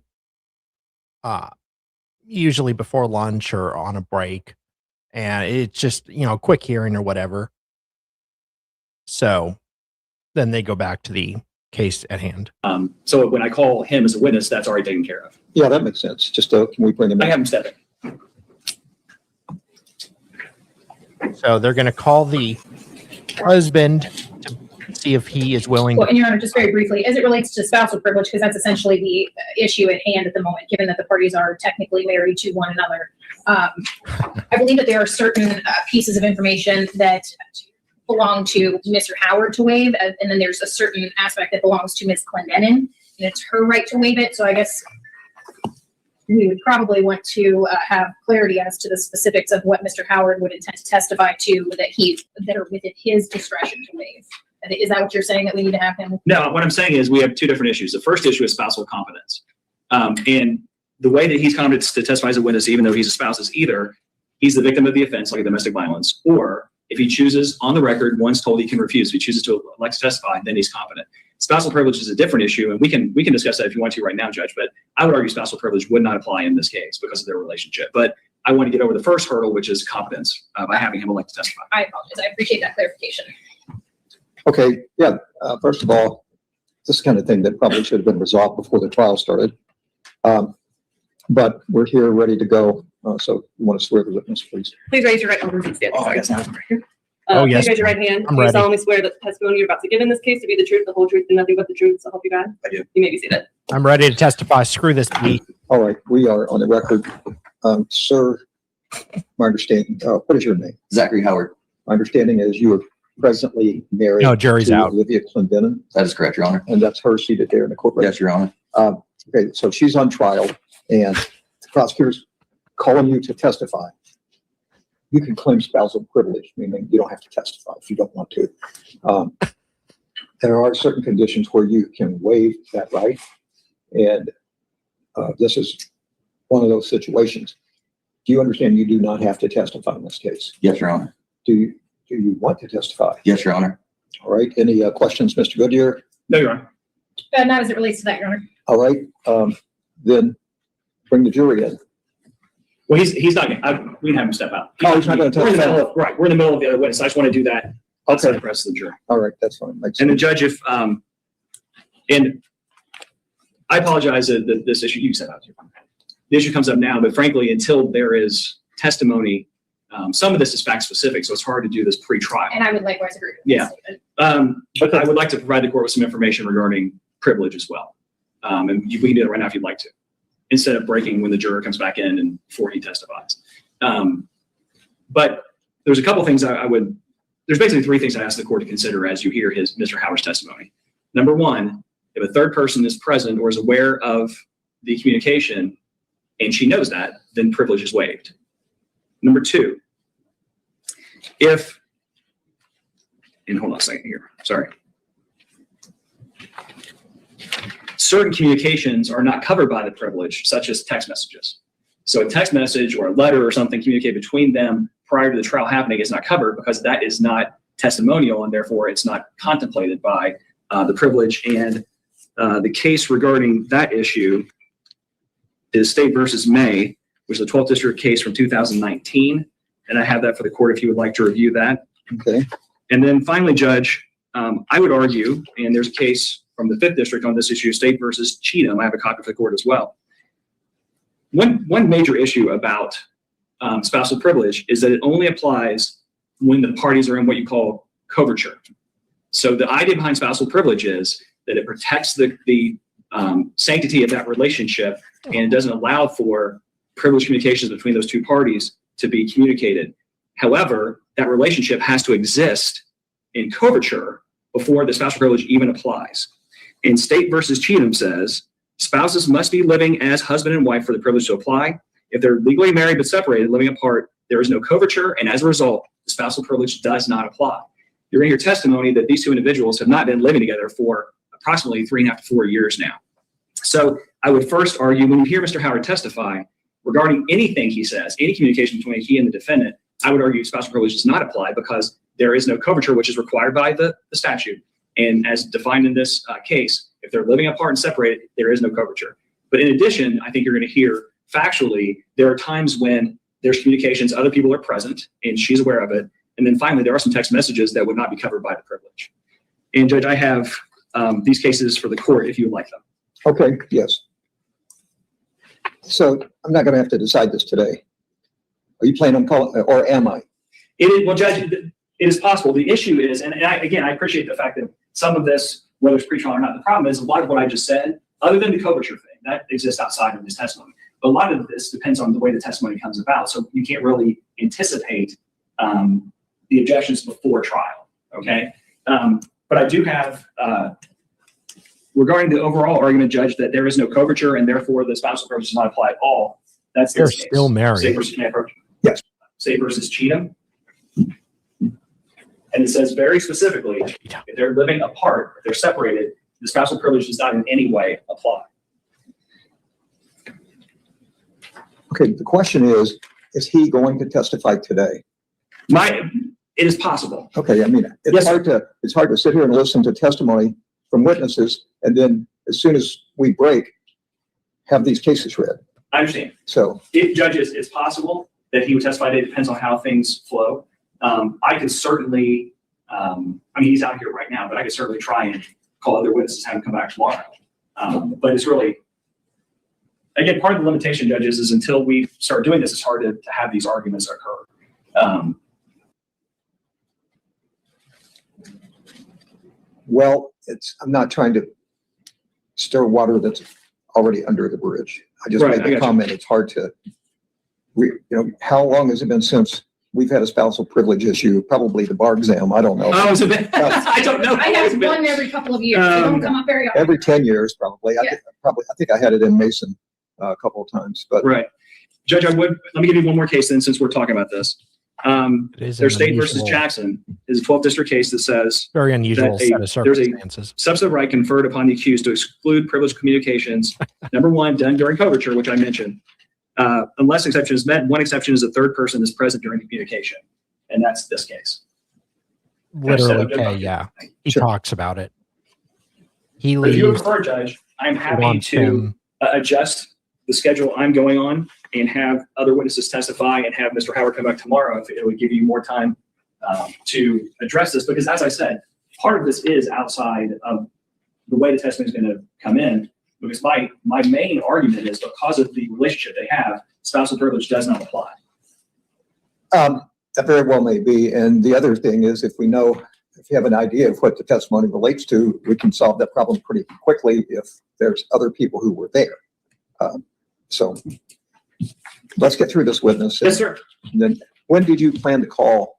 Judge, I was going to call Mr. Howard next, but I do have other witnesses present that I could call. And again, I can't go past 5 today because of my city council meeting.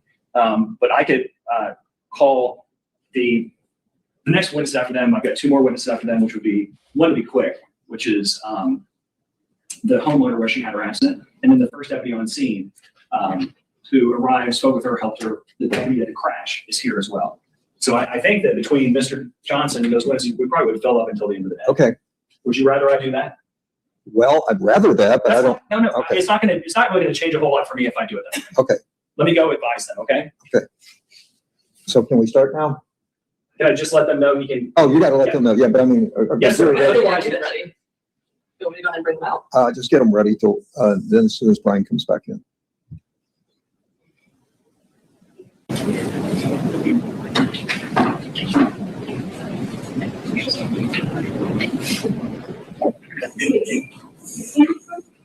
Ready? Yes. Yep. Your Honor, do you want to understand why they come in, or? Is he there? Yeah, I haven't come up to Rise.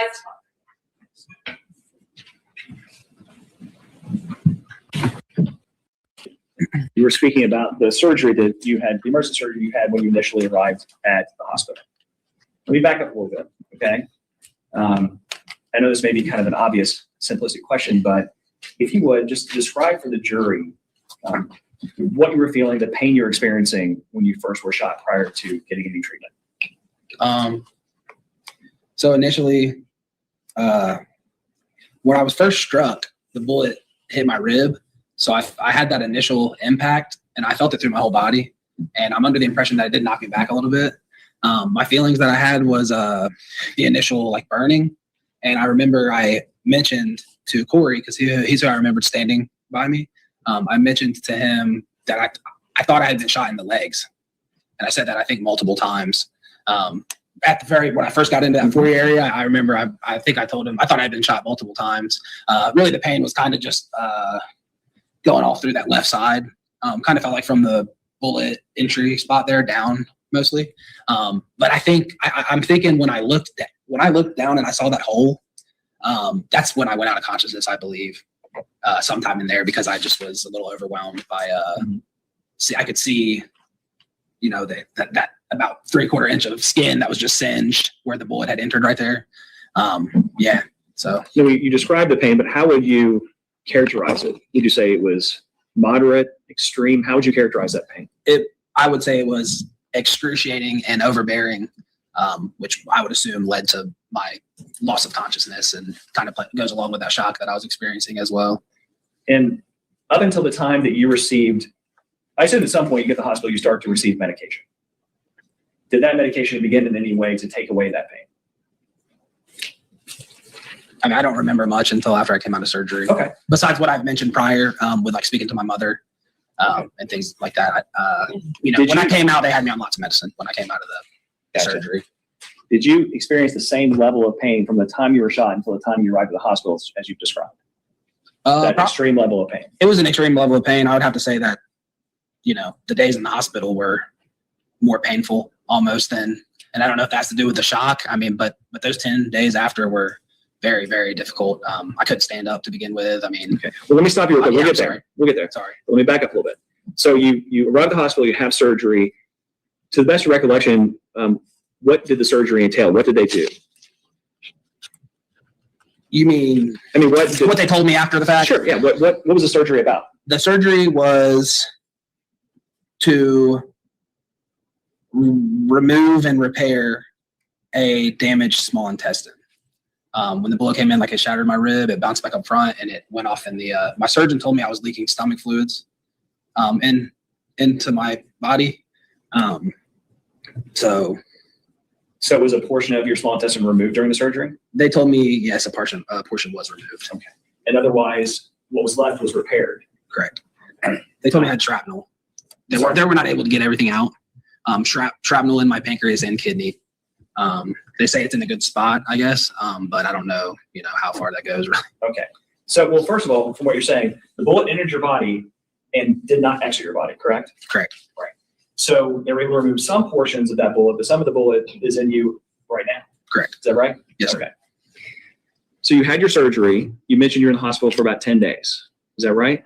Yes, sir. So you were starting to do this, but if you would, just describe for the jury, what was the rest of your hospital stay like? What did you do and what was the pain like and what did you experience?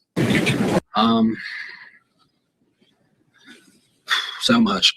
Well, and I understand. If you just I'm in my mind, I'm trying to generalizing, give you the importance. I mean, I came out and I spent about, I woke up with tubes in my nose and down my throat, just an extreme discomfort.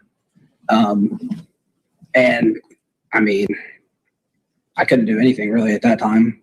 And then about day 4 or 5, I was able to stand up. They had me wearing like a vest over my abdomen for the first week or so. And there was a lot of, cleaning of the wound, cleaning of the staple area. I tried to rest as much as I could because I was in so much discomfort. So they were giving you medication, obviously, to try and help with your pain. Yeah. Is that right? Yes, So even despite that medication, you're still experiencing a substantial amount of pain. Yeah, I had a lot of pain up, through my hospital stay and carry over to when I went back home the weeks following. Okay, so you went back home about, would January the 10th or January the 11th be about the right day that you went back home? Yes, sir. It was one of those 2 days. Okay. And then when you say home, where did you go? I went to my mom and dad's house is where I was staying at the time in Lebanon. So you went from the hospital to your parents' house. I did, yes. And then what type of, I'm assuming that you get out, you're at your parents' house, you have to have some type of rehab or physical therapy or something of that nature. Is that right? Yes, sir. And what was that? Tell us about that. My main focus really was trying to start eating again because I couldn't. I was having a lot of trouble eating in the hospital, and I was having a lot of trouble, eating and then having the bowel movement following, and just things weren't really working right. Okay. And at some point, were you able to get to where it started to get a little better? Yeah, when the rib healed up towards the end of the month, it started to heal up a little bit. That helped a lot with just pain tolerance and being a little more comfortable. But that was followed up by 3 to 4 emergency room visits up until the end of February, where once I was in so much pain, I went to the emergency room and they had to give me, heavy pain medicines because I didn't know what was going on and I just felt like something was really wrong. And were you still taking, once you got to the hospital, for a period of time, you're still taking some pretty strong pain medications? I had about 2 weeks worth of pain medicine. Okay. And you mentioned earlier that as a result of the surgery from being shot, you still have a scar on your body. Correct. And does this still affect you to this day? It does very much. Tell us what effects it still has on you. I mean, it has effects on me from trying to get comfortable to go to sleep at night to trying to bend down and tie my shoes. It's taken really a big mental toll on me just with, the visual of seeing it every day when I wake up and, I'm getting ready or whatever the case might be. And I just think about, my children and stuff in the future are going to have to see it. I'm a deep thinker, so I think about these things, and it's taken just as much of a mental toll on me as good as I've tried to handle it as physical. So there's some mental and some physical there. All right. So are you able to work right now? I'm not currently working right now. I was working for Kroger for 5 to 6 months this year. And it just was really a lot. And I actually ended up getting let go for a Bluetooth headphone. So that kind of threw everything off in September. So it's been a little harder since then, Is it fair to say it's difficult for you to be able to work on a consistent basis after having been shot? Yes. Now, sir, going back to the time when the shooting occurred, okay? You said you're inside the house, getting your hair cut, you walked out to smoke a cigarette. You said you remember a Jeep coming up. Do you remember I shot? I remember seeing the Jeep, and I remember hearing the verbal cue that I heard from the other fellow on the porch there, followed by gun sounds, shot. I did see the Jeep because it was only about 20, 30 yards away from me, I guess, at that point. But it was very dark, too. Okay. The lighting was more so toward the porch versus the end of the driveway there. All right. Now, after the time that you got out of the hospital, did the police come and speak to you? After I got out of the hospital? Yeah, they did. Okay. And do you remember giving a written statement to the police? I do. Okay. And do you remember what date it was you gave that written statement? It was sometime in January. I remember when the officer came to have me write the statement, I was sleeping on the couch with my arms in, trying to protect the rib a little bit.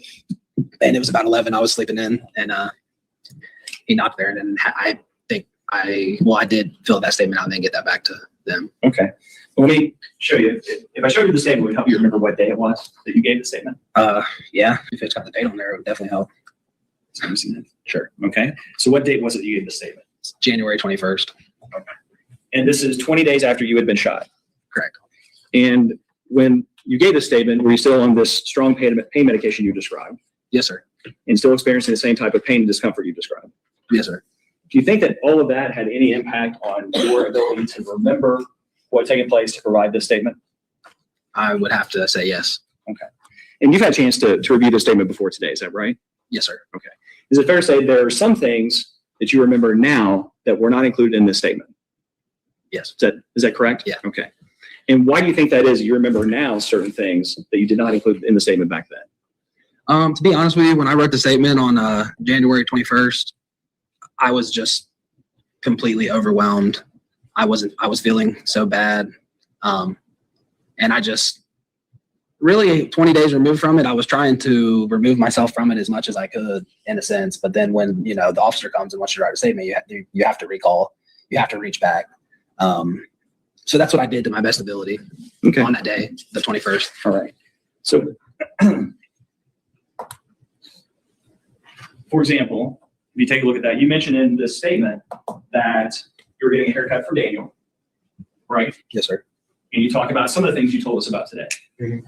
But that statement does not include your memory of Daniel saying, "Oh crap, it's Olivia." Is that in your statement? Your written statement? Just take your time. Yeah, let me look at it. Well, the first thing I noticed is I was at my girlfriend's brother's house. It was her stepbrother's. So that right there's a little bit of inconsistency. I mean, I'm sorry, I'm here. Do me a favor. Yeah. Just read it to yourself. Okay. Do me a favor. Stop trying to impeach yourself, sir. Thank you.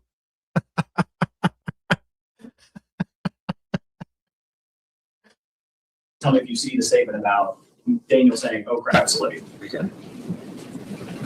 He's going through it, and the prosecutor has him go through his statement. He's going through it on his own, just finding every inconsistency.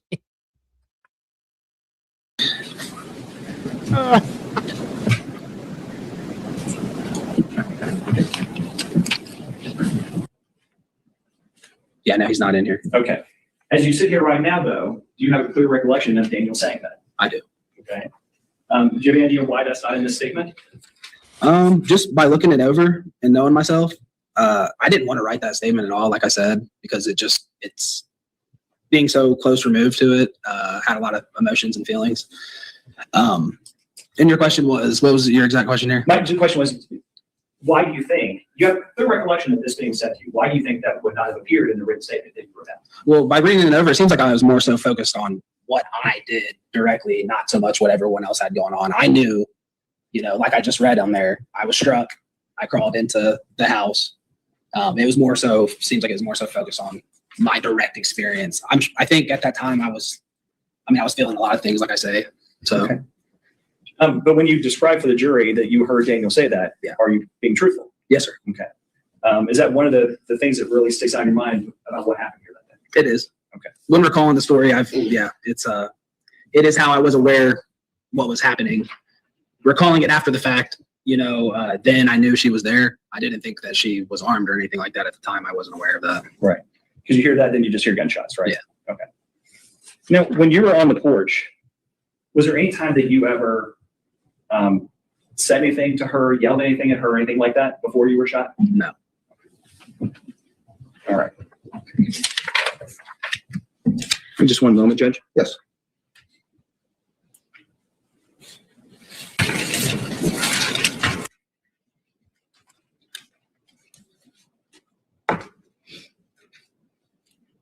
Okay, that's all the questions I have, Judge. All right, cross-examination. Thank you very much, Your Honor. Here we go. Mr. Johnson, my name is Lindsay. I'm going to be asking you a couple questions here. So I want to start most recent in time in terms of your testimony. As far as what you've testified to on direct examination, you testified that you were out at your girlfriend's stepbrother's home, correct? Yes, ma'am. There was a bit of an issue where you felt ganged up on there, so you left, correct? Yes. You can't say exactly what time or how long in between leaving there and going over to Dearth Road, but it was within about 30 minutes, correct? Yes, ma'am. That you were there for anywhere from 120 to 240 minutes before this incident occurred, correct? Yes, ma'am. That you had gotten the address of Dearth Road through your friend Jared, correct? That's correct. And that everybody was there drinking and having a good time, correct? Yes, ma'am. That you were in the process of getting your hair cut from this Daniel individual, correct? Yeah.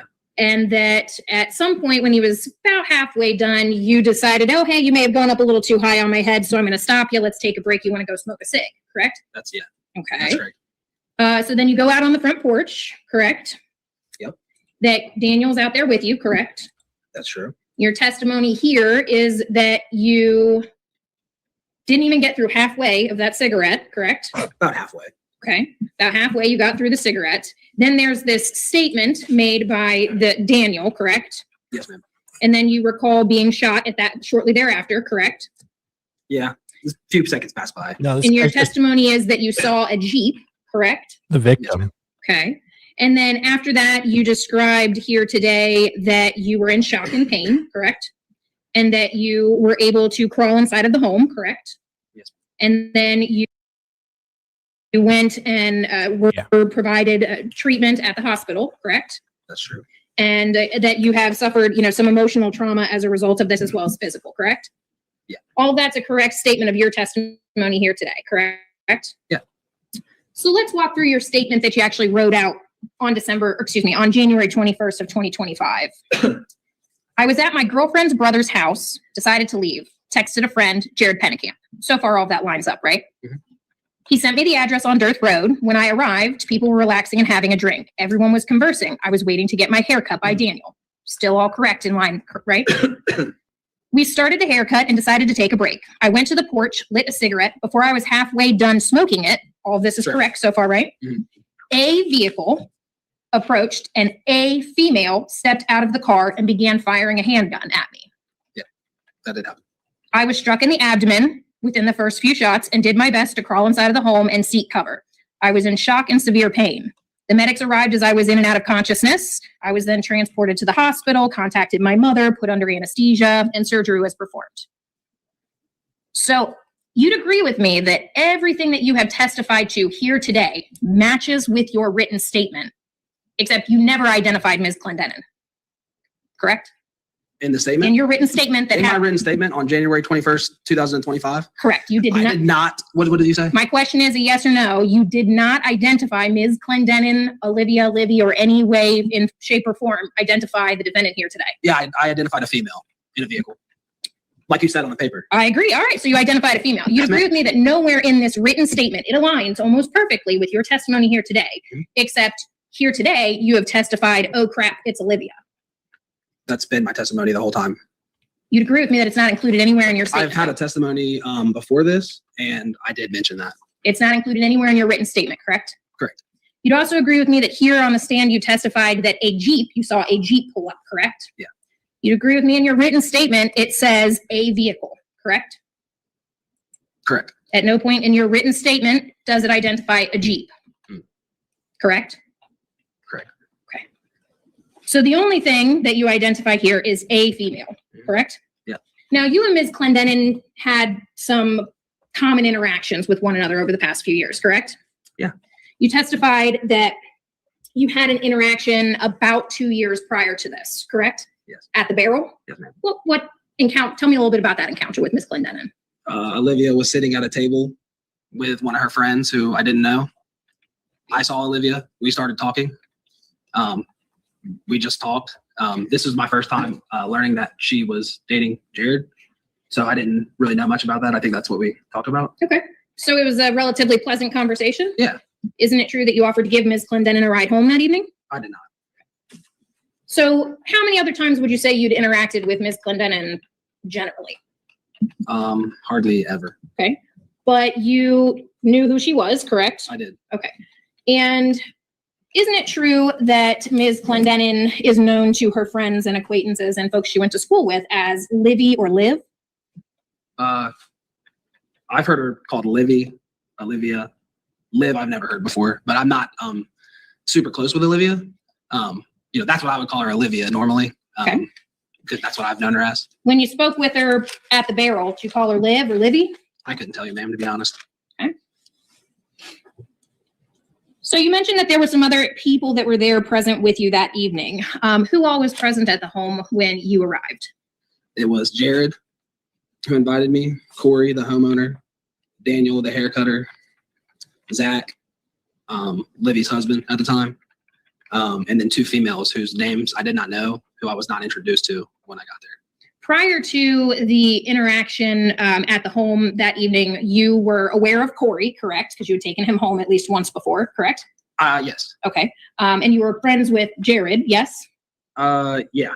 Okay. And you also knew of Zach Howard, right? I did. Okay. In terms of your social circle and the people that you had met before, Daniel, this guy who was giving out the haircuts, was he known to you prior to that? He was not. Okay. He wasn't, and then the two females, I believe he brought to the home as well. Okay. I wasn't familiar with them either.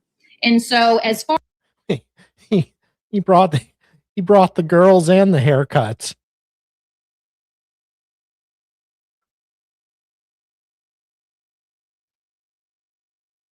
as your knowledge of whether or not they were, meaning this Daniel and the two females at least, who is it that they knew at this house? Was it just Jared? Did they know anybody else prior to coming over? I don't know that.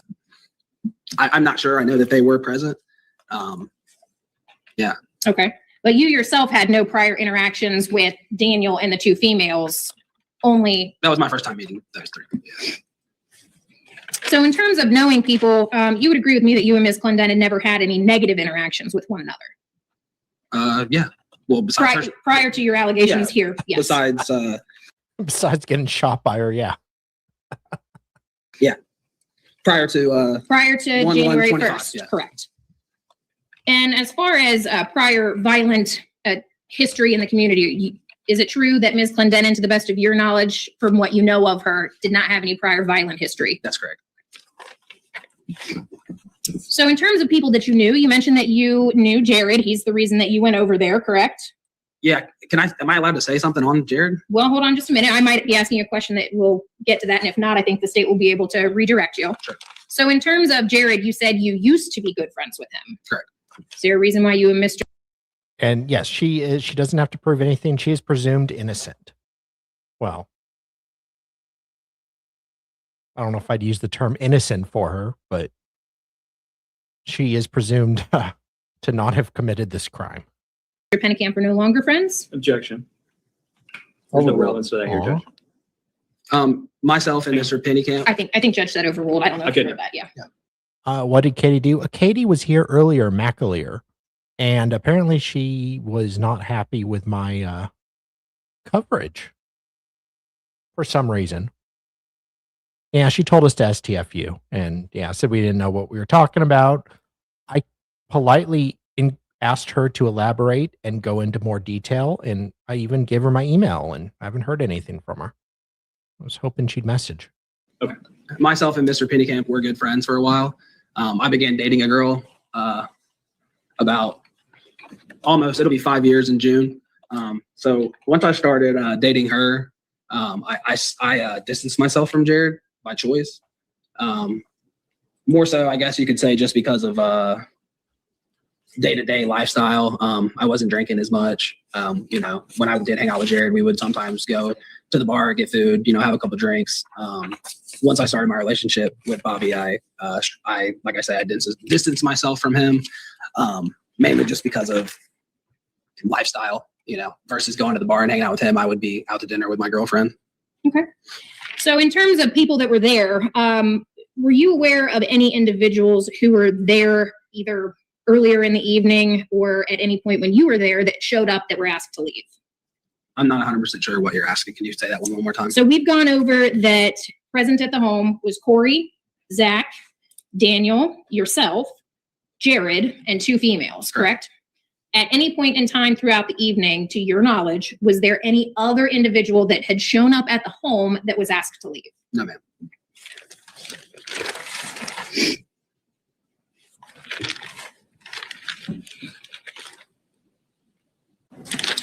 Brian, do you have the exhibits that your photos that you had gone through at the home there?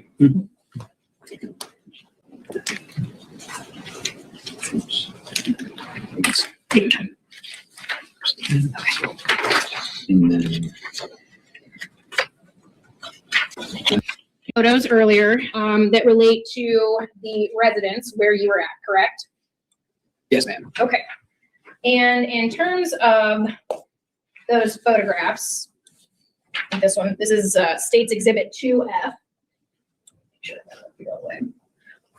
So where is it? If you need, I can, may I approach Your Honor with Yes. the pointer? He has one. Oh, he does have one? Okay. Oh, is this what this is? Ah, there we go. In terms of this photograph here, you were sitting on the porch, and that is over here, correct? Yes, ma'am. And you said that you saw a vehicle, according to your written statement, or the Jeep, according to your testimony here today. Yes, ma'am. You see it pull up into the driveway, into the road. Where is it that you see it? So you actually see the vehicle pull The through vehicle here. was more so here, Okay. from what I understand when the shots were fired. You say from what you understand. This is Yeah, what, 'cause it this could've is been- your it could- recollection. Could have been Time here. out, time out. I This is to apologize, both Judge. of you, primarily her right now. One person at a time. Okay, I'm sorry. It's fine. It's not abnormal. If people are nervous and you're going back and forth, she has to take this down. Okay. So, And I do apologize. okay, I do as well, sorry. But ask your question. In terms of location of the vehicle, this is based upon what you remember, not what you're told, not what you've heard, not anybody else's version of this. yeah. Where did you see the vehicle in relation to this driveway where you were sitting here on this porch? I saw the vehicle here or further back. Okay. Because when I seen the Jeep from right here, she was far, she was towards the end of the driveway versus being up towards the truck and the Ford there. Okay.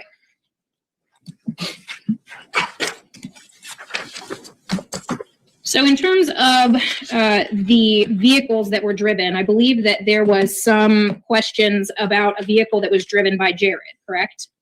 Yes, ma'am. And it was your statement that you knew of an arrangement between your parents and Jared as it relates to the Ford Escape, correct? Yes, ma'am. Do you know did your parents come and pick up the Jeep, or not the Jeep, excuse me, the Ford Escape? Did they come to pick up the Ford Escape from Dearth Road, or what happened to that vehicle? Honestly, I do not know for sure. Fair answer. Yeah, I'm not 100% sure, ma'am, to be honest with you. Okay. So I'm going to kind of wrap it up here. In terms of statements, do you recall making any statements to your mother that were perhaps relayed to law enforcement shortly after the incident? Can you ask that one more time? So you did a written statement on the 21st of January, and that was your written statement. However, and that's understandable, it was very traumatic, you're taken to the hospital, so on and so forth. Do you recall relaying any other information to your mother that would have been relayed to law enforcement? No, I don't. If you were to see a statement that has name Daniel Johnson listed on it, would that refresh your recollection? So his first object, he said, no, he doesn't. But can we approach on this, Judge? Yes, Brandon, can I get the most docket?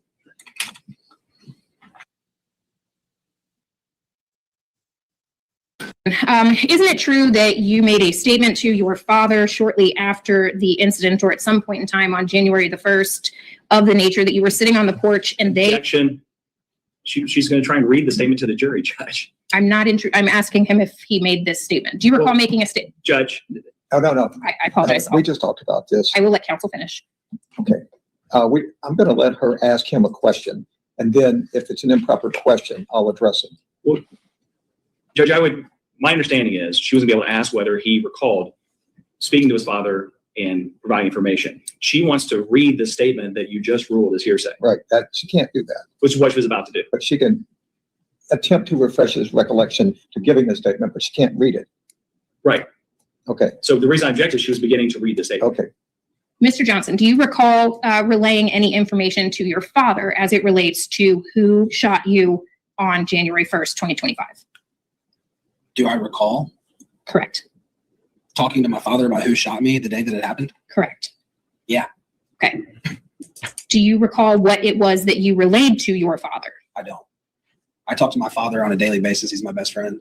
Aww. I don't believe I have anything further. A lot. All right. Thank you. Redirect. I just want to make sure I leave all of these up here. Do you want them back directly or leave them here? It's fine. I'll come get it, no problem. There we go. Judge, I don't have any further questions. Okay. Thank you, Mr. Johnson. Thank you, sir. So, it's the same, thing I told you earlier. You can't discuss your testimony with anyone until the trial is over. Otherwise, you're excused. Do you plan to recall him, either of you? I don't, Your Honor. No, Your Honor. No, so you're excused. Thank you. Thank you, Judge. Next witness. We'll go a little bit more. Pamela Wadsworth. We'll end in about 20 or 30. Keep your voice up. So I have a few questions for you. First, please tell us your name. Pamela Wadsworth. Okay. Now, I know the judge has said this, and I'm a little farther away from you. What I can tell you for sure is I'm having trouble hearing you. Okay. So I want to make sure all the jurors can hear you too. So make sure and speak up, okay? Okay. Thank you. You said your name is Pamela Wadsworth? Yes. Okay.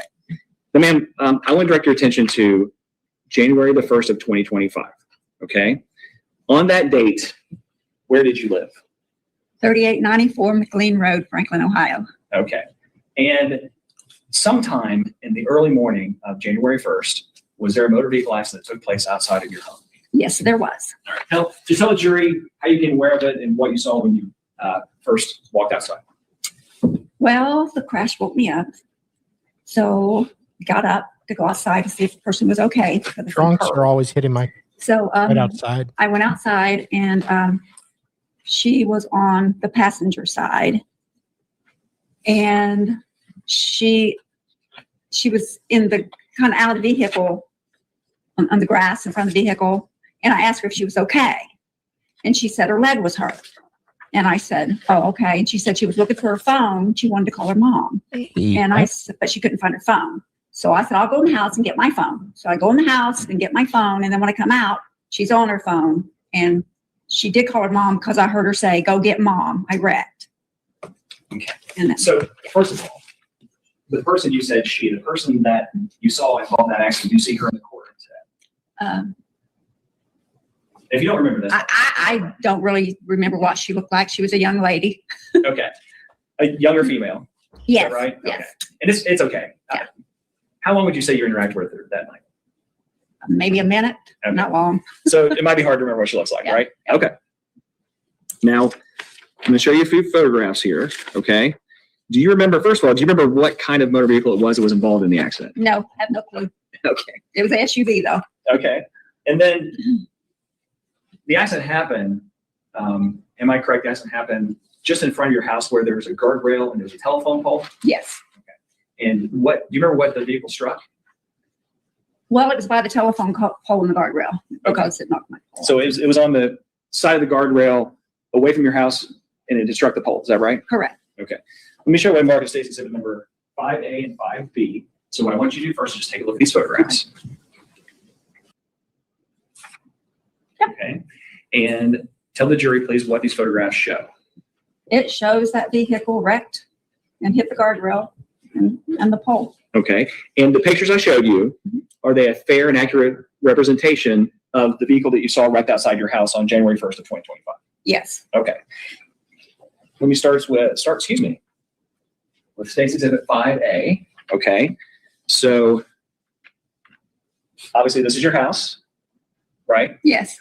And we have a guardrail. And is this a fair picture of the Jeep wrecked into the guardrail and the pole as you saw it that day? Yes. Okay. Now you said you walked outside.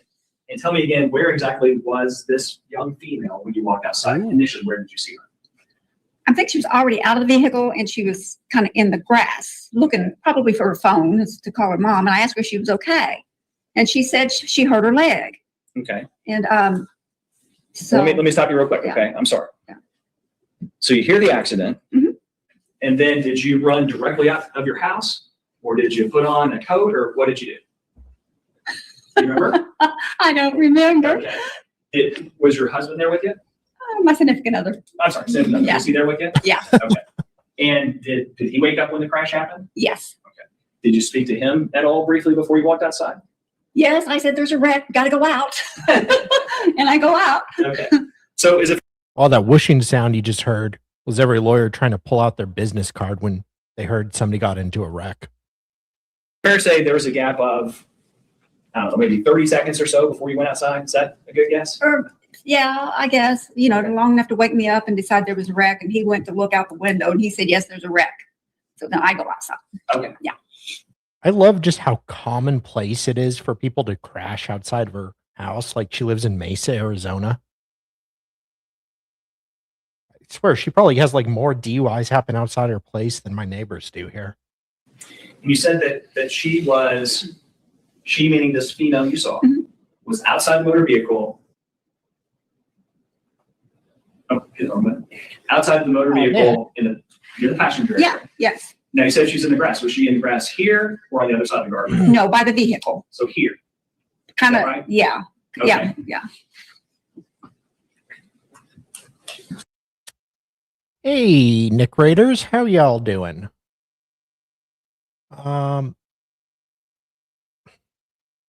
Yes, okay, yeah. So we'll wait for them to come in. We are just on day one of a trial. We are covering, and it's a pretty wild one. Let's see. Wait for a couple more to come in. Careful, sweetie. Yes. Okay, don't fall. Okay. So basically a woman in Warren County, Ohio had a husband and a boyfriend. And they found out about each other and they were not happy with each other. Well, after a while of constantly being lied to and manipulated by this defendant, both the men decide to go to the bar together and become friends and bond over what a harlot this woman is.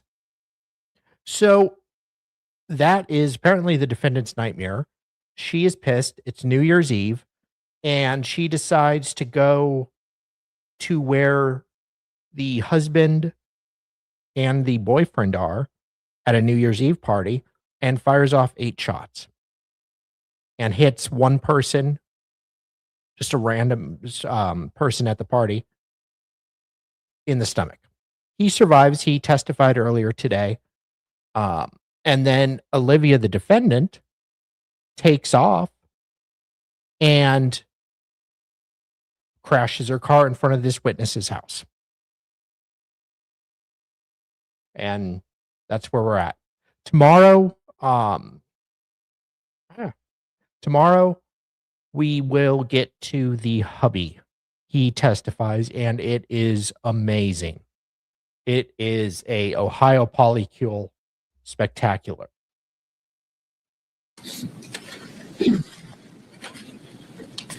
And then let me show you what Marta states at 5B.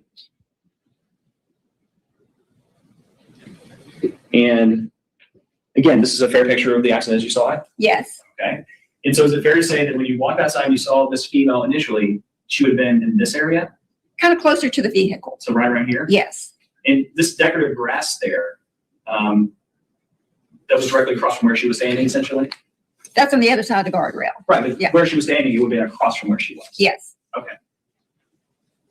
I do wonder how often this woman has to testify in trials.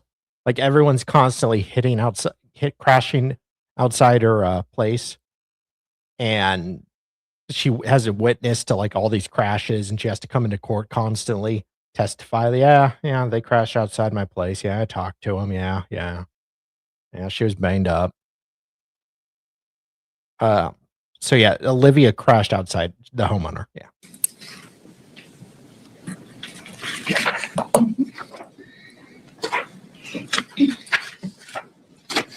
All right.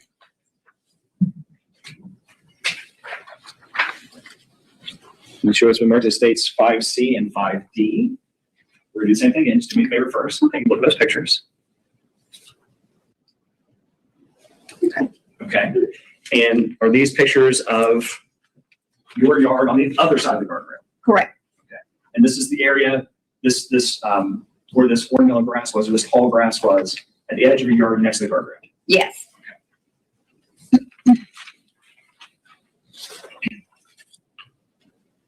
So then, were both those pictures a fair and accurate representation of the way that your yard looked that morning when you went out there? Yes. Okay. So now, like you said, we're on the other side of the guardrail, away from the car. And I think you're telling me, or you told the jury, excuse me, earlier, that it was right around here on the other side of this guardrail where you saw her when you came out of the house. Yes. Okay. Which would be directly across from where we see this number 5. Is that right? I mean, just. Yeah, yes, yeah, Okay. yes. All right.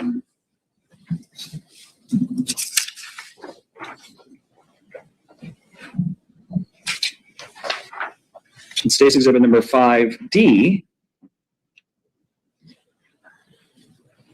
This is basically a closer up picture of that area just beyond that tall grass we were talking about Yes. in your yard. Okay. And if you recall, just the way you described it, Thank you, is Louis. it fair to say the female you saw Yes. would have been Tomorrow. standing somewhere when you walked out, somewhere on the other side of this grassy area? Yes. Okay. Across from where this number 5 is. Yes.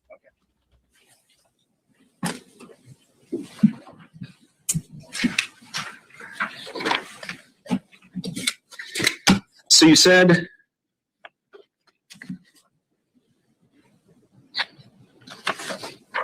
actually, excuse me, I'm sorry. Show one more photograph. States 5E, if you would just take a look at that. And is it fair to say that is a photograph of a little bit further down from the ornamental grass looking into your backyard? Yes. Or not your front yard, excuse me. It's the backyard. Is it backyard? Oh, Yes. I got it right the first time. Yes. Now look at the house, I see what you're talking about. Okay. So, and is that a fair and accurate representation of that area Yes. in your yard? Okay. So now, so this is the end of the guardrail that motor vehicle struck. Is that right? Yes. Okay. And so the vehicle will be over here somewhere, over to the left. Yes. And here, again, here's that grass. Yes. All right. And she would have been standing somewhere when you walked out initially, somewhere over here where the vehicle is on the other side of this grass. Yes. Is that right? And across from where we see this number 6. So if she's on the other side of the grass, she was across from number 5 and from number 6 is a little bit to the right. Yes. Is that right? Yes. Okay.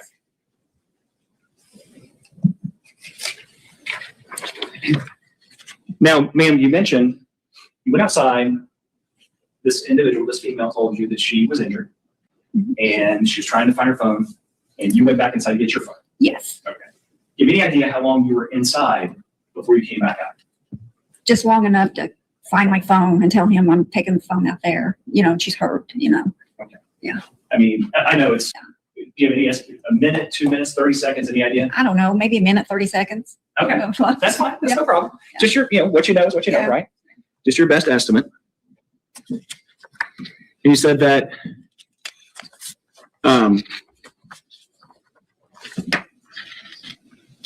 you walk back outside with your phone, and by that point, this female's already on her phone with her mother. Correct. Okay.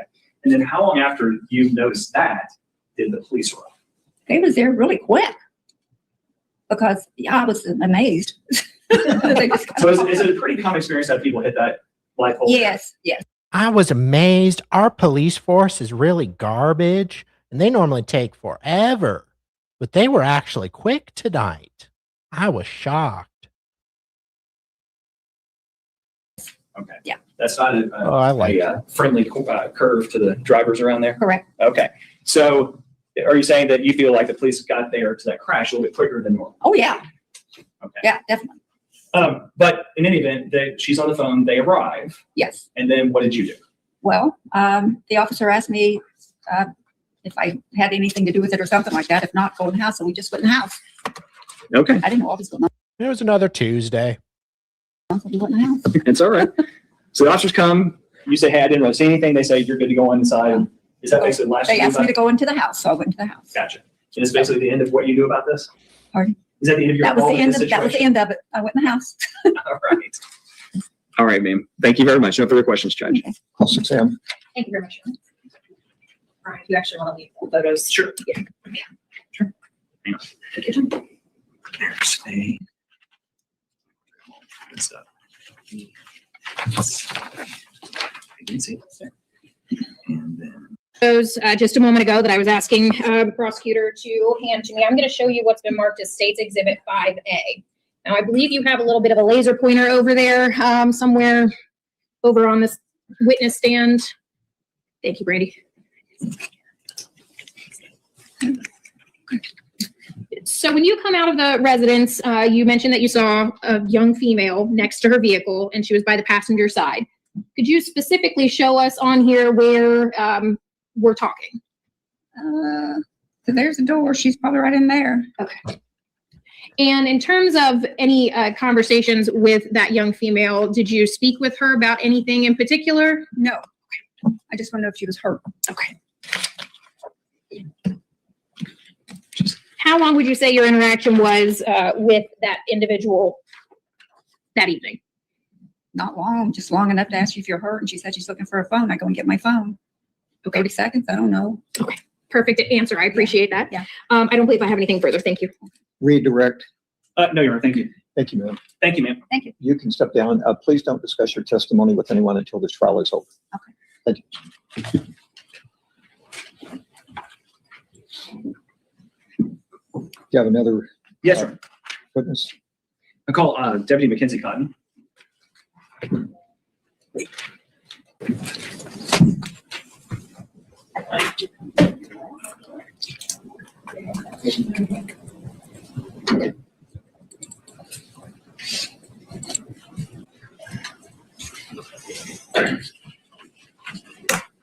I may end it.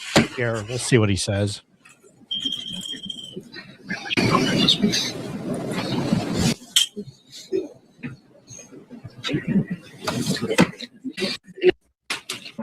Name was N-A-K. Ma'am, how are you? Good. So I think you spelled your name. If you would just tell the jury your name, please. My name is Mackenzie Cotton. Last name is spelled C-O-T-T-O-N. Mackenzie Cotton. And how are you currently employed, ma'am? I'm a deputy sheriff with the Warren County Sheriff's Office.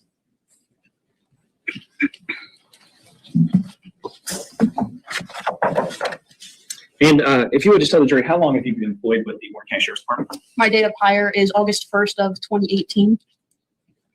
And had you been employed as a law enforcement officer prior to beginning your work with the Warren County Sheriff's Office? I was not a law enforcement officer. I did work in dispatch for 3 years before working on the road. Okay. So you were a dispatcher, and then during the time as dispatcher, you went to the academy? Correct. Okay. Where'd So I yelled at a lot of people that were calling in for help. you go to the academy? At Greene County Criminal Justice Center. Okay. And then once you graduated from there, you went directly to work for the Sheriff's Department? Correct. Okay. And then once you finish your academy training and then you get hired on by the Sheriff's Department, was there a period of time where you received kind of on-the-job training? Yeah, we have a field training program where you're with another deputy there's 4 phases for 4 weeks at a time. And you obviously successfully completed all those phases? Correct. All right. And then you said that you were on road patrol just as soon as you got done with your FTO experience, you were a road deputy? Correct. Okay. And were you employed as a patrol deputy on January the 1st of 2025? I was. And on that date, were you dispatched to the scene of an accident? Yes, I was. Do you recall, first of all, what time was that dispatch? I got dispatched at 5:03 in the morning. Okay. And then do you recall where you were when you were dispatched? Yeah, I was at Hunter Elementary School when I was dispatched. And then where did you respond once you were dispatched? The 3800 block of McLean Road. So am I correct to say that this accident happened in the area of 3888 McLean Road? Correct. All right. If you would just describe for the jurors, what did you initially see when you arrived on scene? When I arrived on scene, there was a gray Jeep Grand Cherokee into a guardrail and a pole. There was a male on the driver's side of the vehicle that was later identified as one of the homeowners. And there were 2 females on the passenger side of the vehicle. One was identified as Olivia Clendenin, and the other was identified as the homeowner. Okay. And the other was the young lady that just testified here today? Correct. Okay. And you mentioned well, back up a little bit. You mentioned those 2 were the 2 homeowners. Did you identify which of the people there was the driver of the motor vehicle that crashed into that pole on McLean? Yes, I did. And who was that person? Olivia Clendenin. And you see Miss Clendenin in the courtroom today? I do. Okay. You want to tell me what she's wearing? She's wearing the white sweater at the table to my right. We're going to ask her the record reflect that she's identified the defendant. No objection, Judge. Okay. All right. So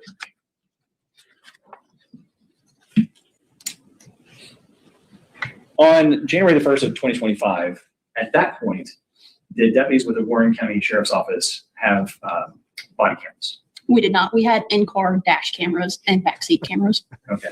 Since that time, has the Sheriff's Department begun to use body cameras? Yes. But not then? Correct. Now, you mentioned they're in-car cameras. Where is that camera in the front? Where is that mounted? So the dash camera is mounted on the front windshield pointing outside, so it records outside the vehicle. And then there's also a camera in the back seat that records the back seat. Okay. So the cruiser you were operating when you arrived at the scene of this crash on the plane that you described, that had a camera mounted as you described in the front? Yes. And was it operational when you arrived on scene? Yes, it was. And what activates that camera to begin working? There's several different things that can activate it, but that morning it was activated by my light bar, the overhead light bar. Okay. So when you turn on your light bar, it automatically Correct. begins to record? Yes. Okay. Now, obviously, this camera is going to capture video of what's in front of the cruiser, but would it also capture audio? Yeah, so we have a body microphone that we wear on our person, or at that time we did, that captured audio. Okay.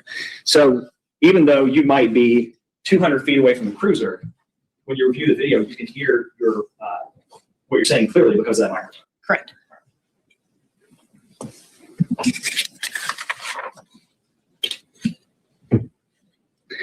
And was there, in fact, both an audio and video recording taken of your response to and initial activities when you arrived on scene to that accident of a plane? Yes. Okay.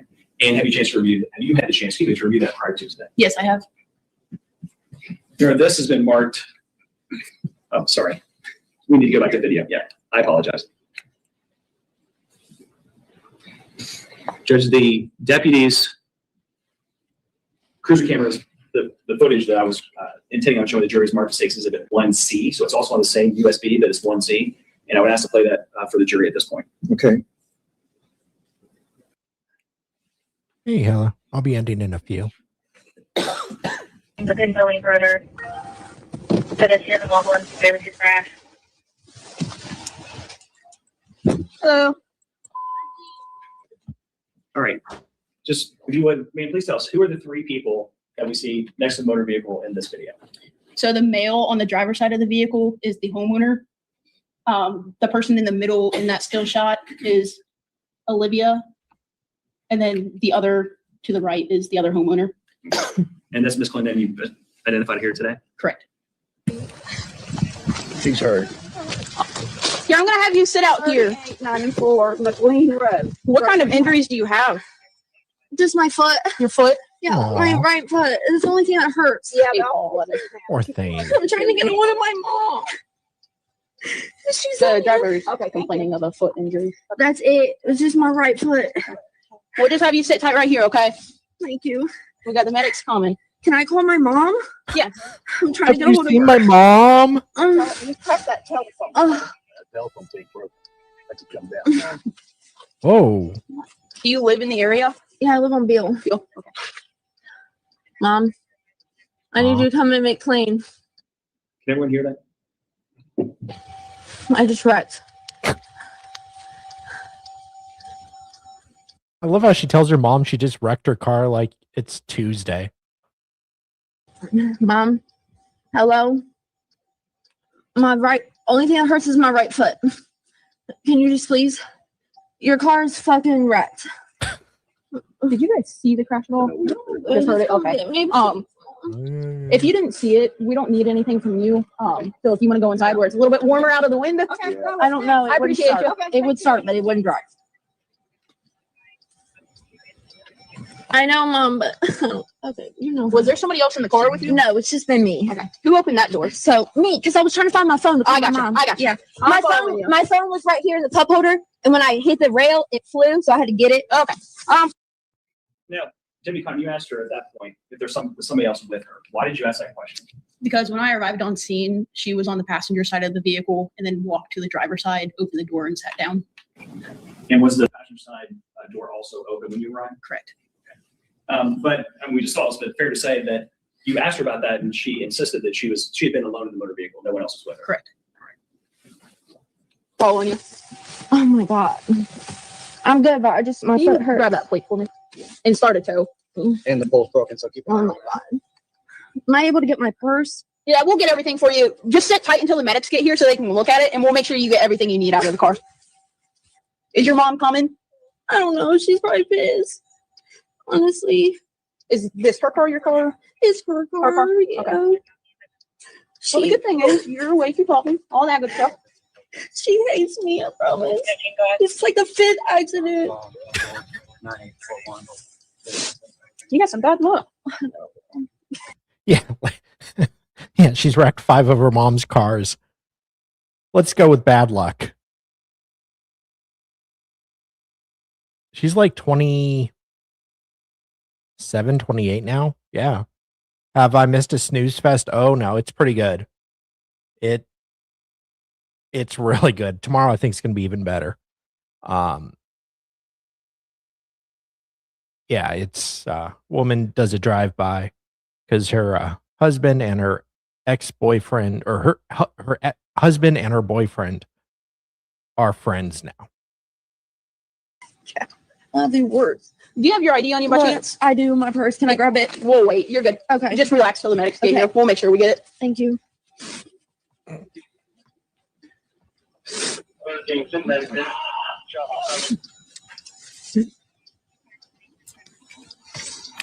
Oh my god. Are you able to walk at all? Yeah. If we I help can you? walk. Yeah. I can walk. I can walk. Just Hey, me. hang on. It's just me.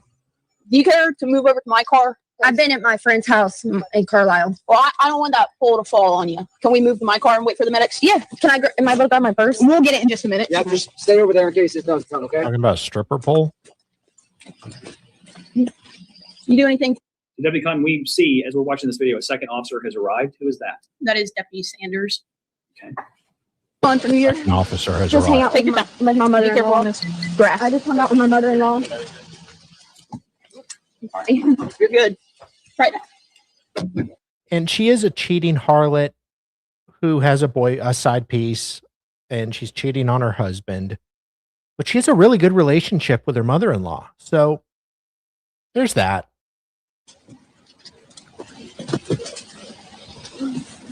It should be here fairly quick because we're right down the street.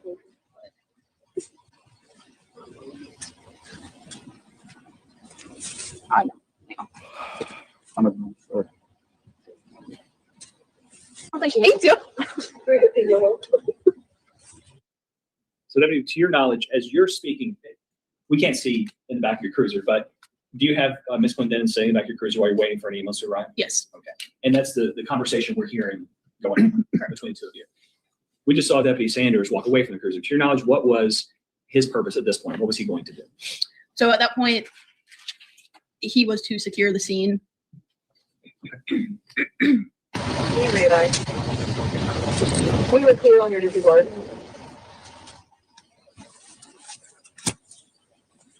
And I was just hanging out with my mother-in-law. Where you, is that where you're on your way home from? Yeah, I'm on my way here. Cool. Where does she live? Carlisle on near Brook. But where were you coming from when you hit the pole? I mean, Right, down McLean. My uncle lives over here on McLean. oh, I got you.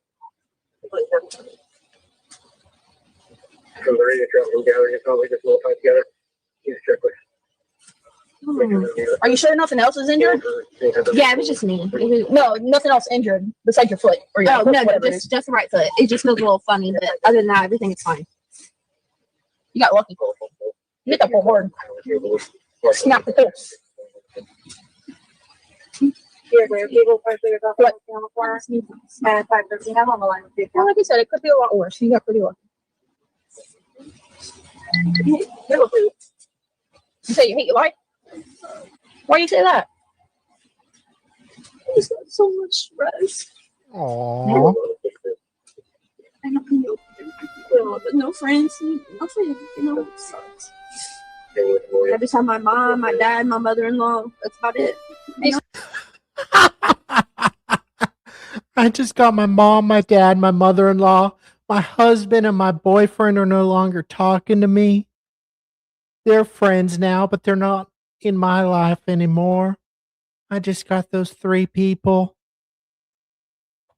At least I can count on my mother-in-law. Sometimes that's all you need. Some good people. Yeah, it is. You're right. A few good people is better than a lot of not so good people. The medics are pulling up. They're at the stop sign now, so Wonder how her mother-in-law feels about her now. we'll let them come up to you, and then we'll get you in the medic.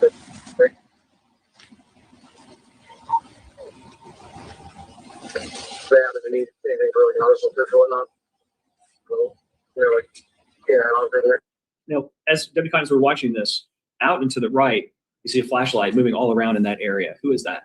That's Deputy Sanders. Okay. Any idea what he was doing at that point? I do not. Okay.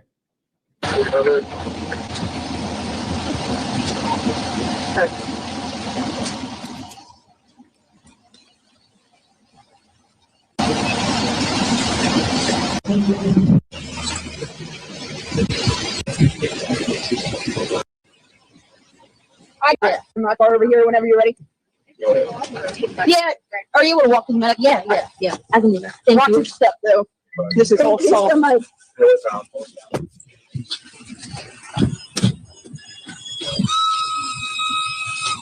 How are you? I'm okay. How are you? Good. All right, okay, we're gonna have a seat right there. I got a million response.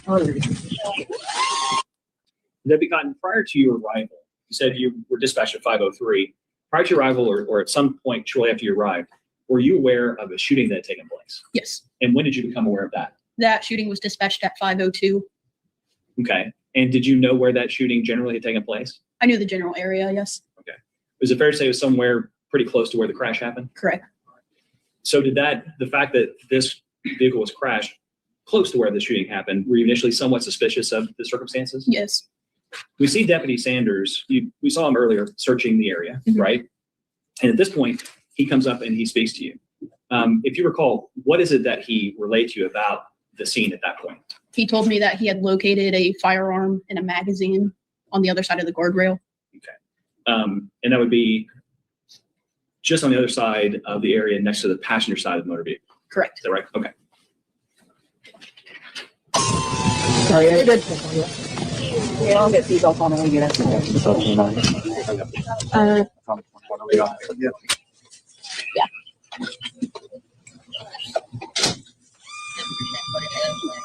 Oh, you can buy here.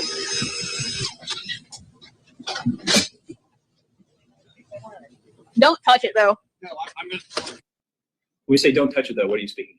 The firearm and the magazine. Okay. What, to your knowledge, what was Deputy Sanders going to do? I'm not sure. I saw him walking over there and I did not want him to touch it, so I told him, do not touch it. Okay. Fair enough. So what happened? So Deputy, to your knowledge at that point, was the defendant transported to the hospital? Yes. Well, she remained on scene for a bit before she was transported. And was there any of your fellow deputies that went to the hospital with her? Yes. And who was that? Deputy Sanders, that was in that video. Okay. I'm about to You end mentioned that there was a firearm that was located by Deputy Sanders and there was a magazine located by Deputy Sanders. Did you see those items as well? Yes. At some point when you're on scene, did Yes. you see those items? In addition to the magazine and the firearm, was there any other potential evidence that you became aware of on scene? Yeah, so there were 2 shell casings located on the ground outside of the driver door.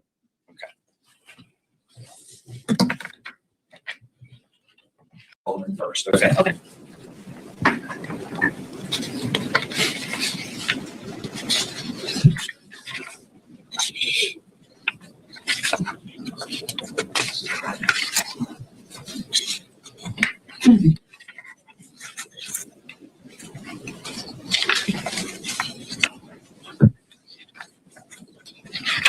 Okay, so we got about less than 30 minutes. I'll finish this tomorrow. And then we'll start with the husband tomorrow morning or in tomorrow afternoon at 3:15 Eastern. Can we get our hands on the body cams? That's a good idea. I will see what I can get. Yeah, I'll contact the police. That'd be interesting. But yeah, we're gonna the husband is amazing.